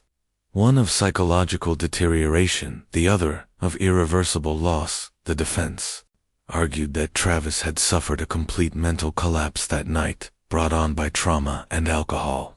The prosecution insisted that Travis had made choices, deliberate violent choices. In the end, the jury found Travis Cooper guilty of second-degree murder. It was a bittersweet victory for the Parkers. Justice had been served, but their daughter was still gone. Travis was sentenced to 30 years in prison, a sentence that acknowledged both the brutality of the crime and the mental health issues that had contributed to it. During sentencing, Travis addressed the court. His voice trembled with remorse. "I can never take back what I did," he said. "I loved her. I didn't want to hurt her. I don't deserve forgiveness, but I wish I could undo it. I couldn't control it. I'm sorry." His words were met with mixed emotions. For Emily's family, no apology could erase the pain or fill the emptiness she left behind. Travis's time in prison would be defined by continued mental health treatment. He was placed in a psychiatric unit, where he received therapy and medication for PTSD, but even in confinement he struggled, haunted by the same demons that had consumed him on the outside. In the aftermath of the trial, the case remained a flashpoint in national conversations about mental health, violence, and veteran care. It became a case study in how untreated trauma can lead to devastating consequences. Travis Cooper became a symbol, not just of a tragic crime, but of a wider societal failure to care for those who served. For the Parker family, healing was slow and often unbearable, but they channeled their grief into advocacy. They began speaking publicly about the importance of early mental health intervention, not just for veterans, but for anyone suffering in silence. They partnered with domestic violence organizations and lobbied for stronger mental health systems, hoping to prevent other families from facing the same heartbreak. The story of Travis Cooper is a haunting reminder of how war follows some soldiers home, quietly, invisibly, and relentlessly. And when that trauma is left untreated, the consequences can be fatal.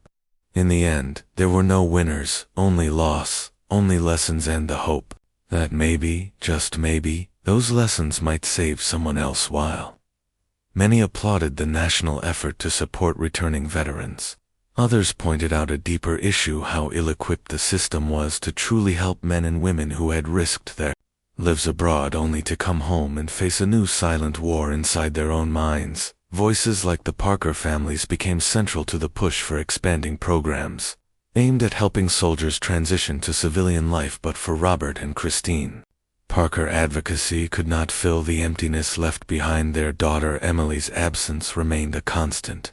Her memory, a powerful presence in their home, even in her silensta. Healing process was long, painful, and often isolating. No media coverage or courtroom justice could bring her back, yet the Parkers chose to remember Emily not as a victim, but as a vibrant, compassionate woman who had always tried to help others, even when she couldn't save herself. They attended support groups for families who had lost loved ones to violence, and began speaking publicly about their daughter's murder. Over time, they became vocal advocates for victim rights and mental health awareness, emphasizing how trauma can take hold of even the strongest individuals. Forgiveness remained a complicated issue. While Travis Cooper's conviction brought some sense of closure, it didn't erase the horror. Christine in particular wrestled with the notion that forgiving Travis might diminish the weight of Emily's life and the brutal way it ended. But as years passed, she found herself drawn into broader conversations about healing and the cycle of violence. Slowly, she began to consider that forgiveness might not be for Travis at all, but for them. In a public interview years after the trial, Robert Parker said something that struck a chord with many who followed the case. "Forgiving him doesn't mean we forget. It doesn't bring Emily back or change the fact that she's gone, but it's something we have to do for ourselves, to find some peace. We've already been through hell. Holding on to bitterness won't help anyone." Meanwhile, Travis Cooper faced his own struggles behind prison walls, the burden of what he'd done weighed heavily on him. He spent most of his time in the psychiatric ward receiving therapy medication and ongoing counseling there.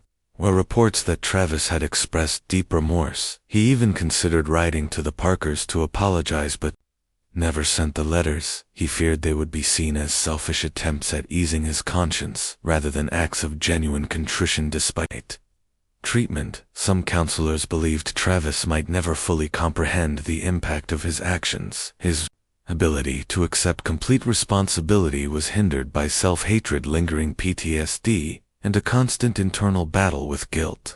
In many ways, he seemed trapped in the same cycle of violence he had inflicted on Emily. The case of Emily Parker and Travis Cooper became a touchstone in legal and mental health circles. The more people learned about Travis's background, the more complex the debate became.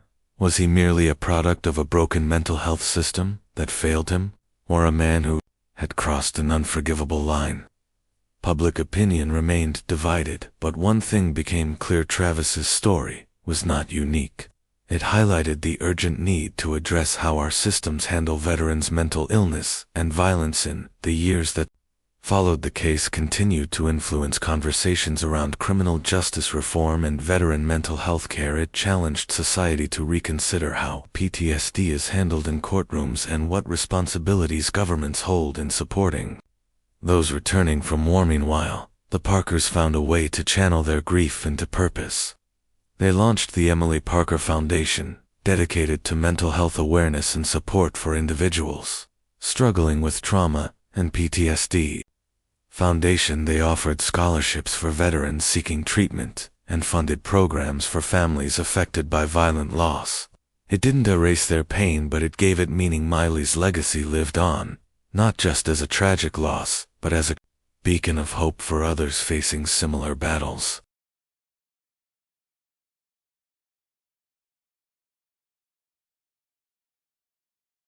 As for Travis, his future remained uncertain. He continued his sentence, grappling with the weight of his choices and the ongoing battle in his own mind.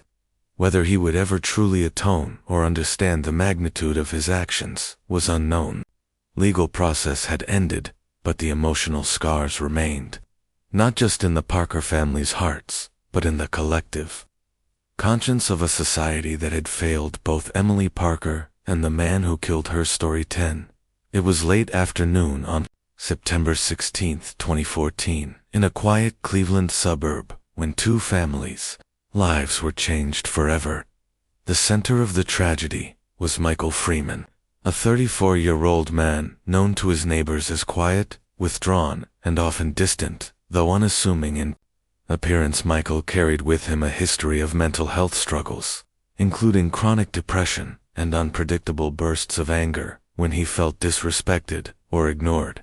He had grown up in a chaotic home, his father an abusive alcoholic, his mother battling untreated mental illness. She often vanished for days or weeks at a time, leaving young Michael to fend for himself. That childhood left him scarred, emotionally detached, angry, and chronically isolated. As an adult, Michael floated from job to job, never forming close friendships. He lived alone in a rundown house he inherited from his parents, and over time his mental health began to unravel. By mid-2014, the warning signs were evident. Neighbors noticed his increasingly erratic behavior, screaming at passing cars, having loud arguments with himself, and making cryptic statements about the world being against him when he lost his construction job, one of the few stable aspects of his life. It pushed him over the edge. He withdrew even further, and the anger that had long simmered inside began to boil. In that September evening, Michael had been drinking heavily, stewing in resentment.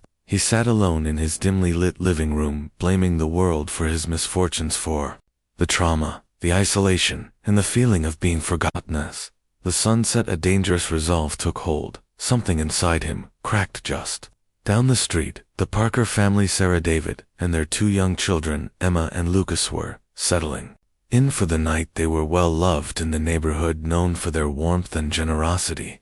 Sarah was a school teacher, David, a retail manager. Their lives were quiet, ordinary, until Michael Freeman brought his rage to their door. He stepped outside into the cool evening air, his thoughts dark and disordered, and The violence that followed would leave a lasting scar on the entire community. The Parker family tragedy. It was a quiet evening in the suburbs where the soft echoes of children's laughter and neighbors' conversations drifted through the warm air. Michael Freeman wandered aimlessly down the street, a shadow among the lightheartedness that surrounded him. But for Michael, that laughter wasn't comforting, it was a cruel reminder of everything he never had, everything life had taken from him. As he passed the Parker family's home, a familiar surge of bitterness rose in his chest.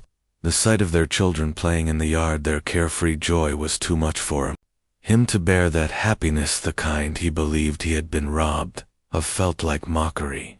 His resentment, long simmering, now reached a boiling point without warning. Michael reached into the waistband of his pants and pulled out a handgun. It wasn't registered. He had bought it months ago from an unlicensed seller and kept it hidden. But lately the weapon had become less of a secret and more of a solution in his unraveling mind. This night, he decided, was the night he'd make himself seen, make himself heard in a world that had ignored him for far too long. The sound of laughter pushed him further into a state of rage as he approached the Parker home. Sarah Parker sat on the porch, smiling as she watched her children play. She had no reason to fear Michael, the quiet neighbor she'd often waved to in passing. But as he stepped into the yard, the look in his eyes was unlike anything she'd ever seen before. Sarah could react. Michael raised the gun and fired. Several shots rang out. Sarah was hit in the chest and collapsed to the ground. Her children, Emma and Lucas, screamed her, replacing the innocence that had filled the air just moments before inside the house. David Parker heard the gunfire. He raced outside and was met with a horrifying scene: his wife on the ground, blood pooling beneath her, and Michael standing over her, still holding the gun, paralyzed by shock. For a moment, David then surged forward. Driven by a father's instinct to protect, he lunged at Michael, attempting to wrestle the weapon away. The struggle was frantic, violent. Another shot fired, this one striking David in the leg. He felt pain flooding his senses, but he didn't stop. He grabbed Michael's wrist, fighting to disarm him, but Michael's fury made him impossibly strong. The two men grappled in the dirt as Emma and Lucas stood frozen, witnesses to a nightmare unfolding in their front yard. A neighbor who had heard the gunshots dialed 911. Police were dispatched immediately, but by the time they arrived, the damage was done. Sarah Parker was dead, David was critically wounded, and Michael Freeman stood over them, dazed and unblinking, the gun limp in his hand. He didn't resist arrest when officers ordered him to drop the weapon. He complied. There was no fight left in him, only a chilling emptiness. Michael Freeman was taken into custody and charged with first-degree murder, attempted murder, and child endangerment. The legal process would be long and emotionally draining.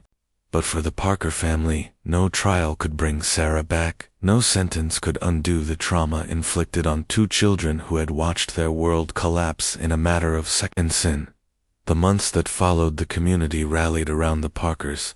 Vigils were held, fundraisers organized, and Sarah's memory was honored at local schools, where she had once been a beloved teacher. Her absence left a hole that could never be filled. The children, still so young, would carry the memory of that night for the rest of their lives. As Michael Freeman's trial approached, the community struggled with questions that had no easy answers. How had this happened? How could a man so quiet, so ordinary, be capable of such brutality? Details of Michael's life began to emerge. He had a history of odd behavior, angry outbursts over small disputes, bitter mutterings about life's unfairness. Some neighbors had noticed, but none imagined he was dangerous. He was just strange, lonely, but police uncovered the deeper truth. Michael had been spiraling for months. He had lost his job. His social ties were virtually non-existent. Every perceived slight, every happy family he passed on the street, had begun to feel like a personal attack, and through it all, his bitterness grew unchecked. Michael had sought help for a time. He had seen therapists on and off for years, but had never committed to treatment.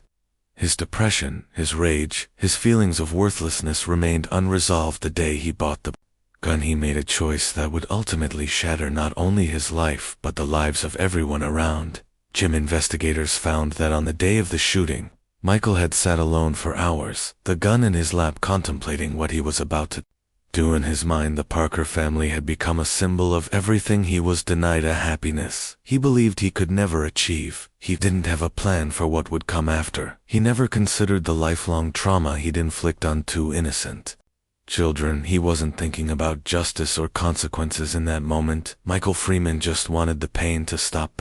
Instead, he passed that pain on, ripping apart a family and a neighborhood in the process. In the aftermath, the once peaceful Cleveland street changed. Where children had once played hopscotch and ridden bikes, there was now silence. Grief hung in the air. The Parker home, once filled with warmth, was now marked forever by the violence of that September evening. And as the community mourned Sarah Parker, they also faced a sobering realization that sometimes the most terrifying monsters are the ones we never see coming, the ones who live just down the street, hiding behind loneliness and silence until it's too late. Aftermath: the Parker family tragedy. The reaction to the tragedy was one of overwhelming grief and disbelief. Sarah's husband, David Parker, had survived the attack, but survival did not mean healing physically. The gunshot wound to his leg would take months to mend, but it was the psychological wounds, the ones no scan could detect, that would haunt him for far longer. David was tormented by guilt. He had tried to protect his wife and children, but failed in the darkest hours of the night. He replayed that moment over and over. If only he'd moved faster, fought harder, maybe, just maybe, Sarah would still be alive. But those haunting questions had no answers, and their weight became a constant burden for Emma and Lucas. Their lives were split into two halves before that night tanned. After Ma, the older of the two, began to suffer from recurring nightmares and vivid flashbacks, the laughter and light in her eyes faded, replaced by confusion and fear. She would often ask David, "Why did the bad man hurt us? Is he going to come back?" Lucas, still too young to fully understand the magnitude of what had happened, became quiet and withdrawn. He struggled to express what he was feeling, shutting down when asked about his mother or that terrible night. Both children were placed in therapy in the months following the shooting, but no amount of counseling could erase what they had seen: the sound of gunfire, their mother lying motionless, the chaos, the fear. The images had carved themselves deep into their memories, too traumatic to be easily undone. As Michael Freeman's trial loomed, the public's reaction grew increasingly emotional. Outrage, confusion, sorrow. How could such horror unfold in a quiet, peaceful neighborhood? What warning signs had been missed? Central to the court proceedings were questions about Freeman's mental state, his access to firearms, his history of isolation and rage. The prosecution argued that the attack was premeditated, an intentional act of violence carried out against a family he barely knew. The defense, in contrast, portrayed a man unraveling under the weight of untreated mental illness, loneliness, and emotional instability. But as testimony continued, a larger, more uncomfortable truth emerged. This wasn't just a story about one man's breakdown. It was a reflection of a society struggling and failing to address the deeper crises beneath it. All the debate raged outside the courtroom. How had someone like Michael Freeman, clearly unstable, been able to purchase a firearm? Why was there no intervention, no support system in place before it was too late?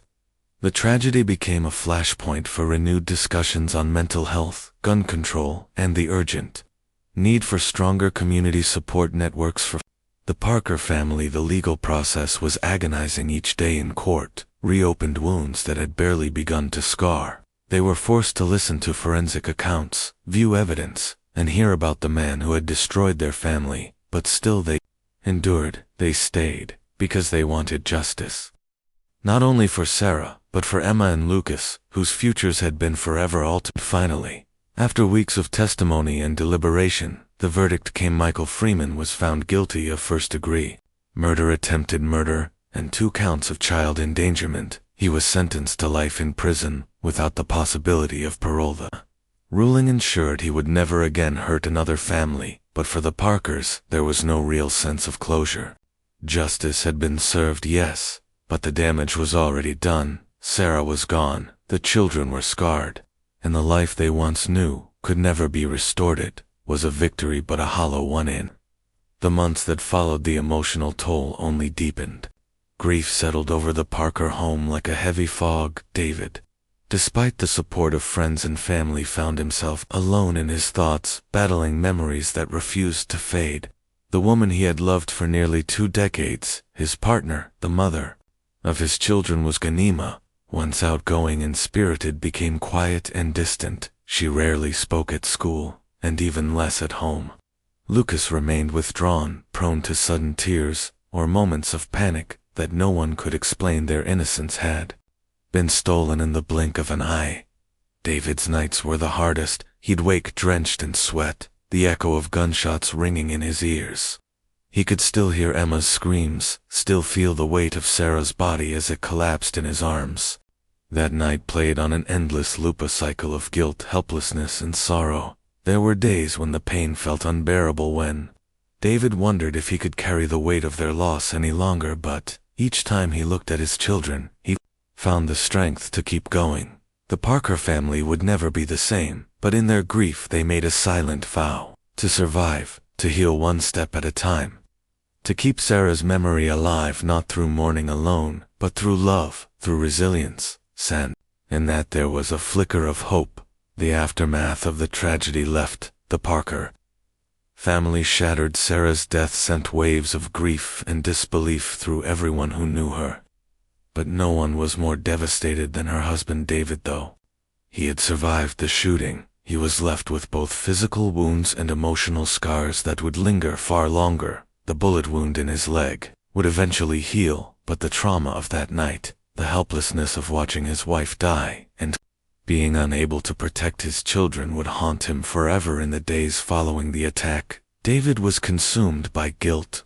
He replayed every moment, wondering if he could have done something differently, if acting faster or shielding Sarah might have changed the outcome. But those questions were unanswerable, and the weight of that night settled deep in his soul. For their children, Emma and Lucas, the trauma left an indelible mark. Emma, the older of the two, struggled with nightmares and sudden flashbacks. She would often ask her father heartbreaking questions: why the bad man had hurt their family, and whether he would ever come back.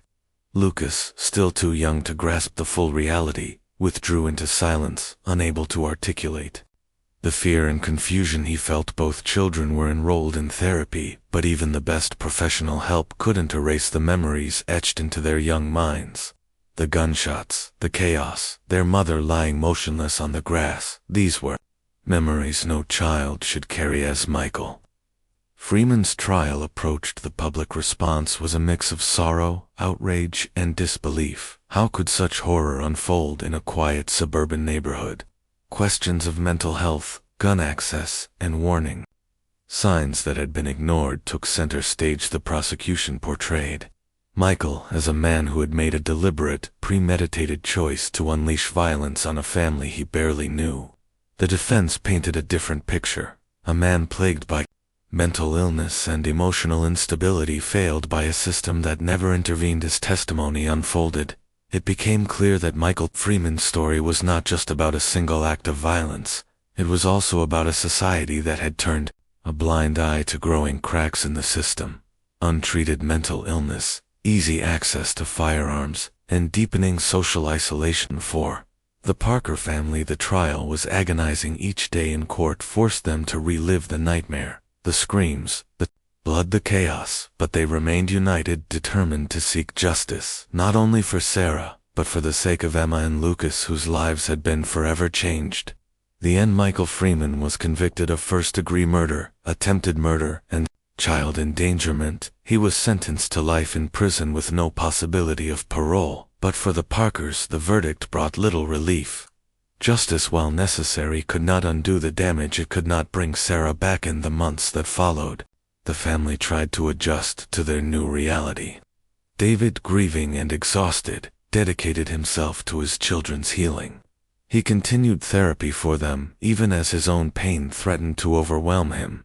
Emma became quiet and distant, often retreating into her drawings. One day David noticed a recurring image in her sketches, a small figure standing alone outside a darkened house. It took him weeks to realize that the figure was always Sarah, standing apart, frozen in time. Emma had stopped speaking about the shooting, but it was clear that the trauma still lived inside her. Lucas, in his innocence, would ask David why they no longer visited the park or had their old family picnics. The questions pierced David's heart, a painful reminder of all that had been taken from them. Still, David refused to let the darkness consume them.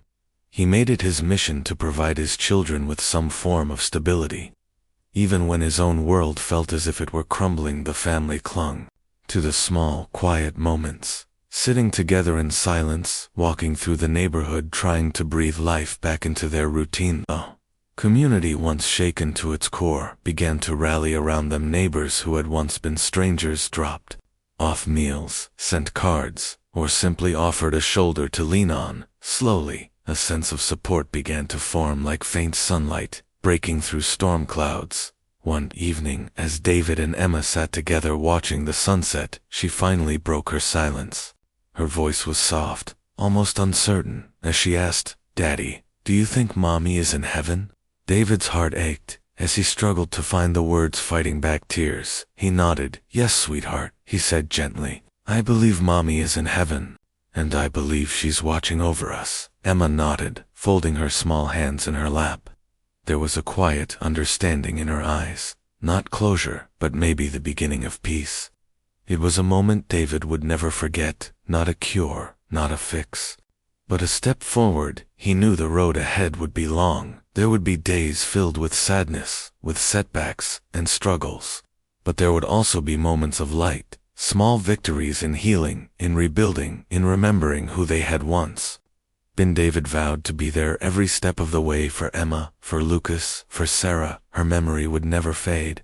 Her strength, her kindness, her love, they would be the compass guiding him through the darkness. Though Michael Freeman now sat behind bars serving a life sentence, the true sentence had been handed down to the Parker family. They were the ones left behind to grieve, to rebuild, to navigate a world that had become unsafe in a single irreversible moment. Yet, even in the face of that devastation, they held on to the one thing Michael hadn't been able to destroy: their love for each other. And in that love they found the strength to move forward, one day at a time, one step at a time.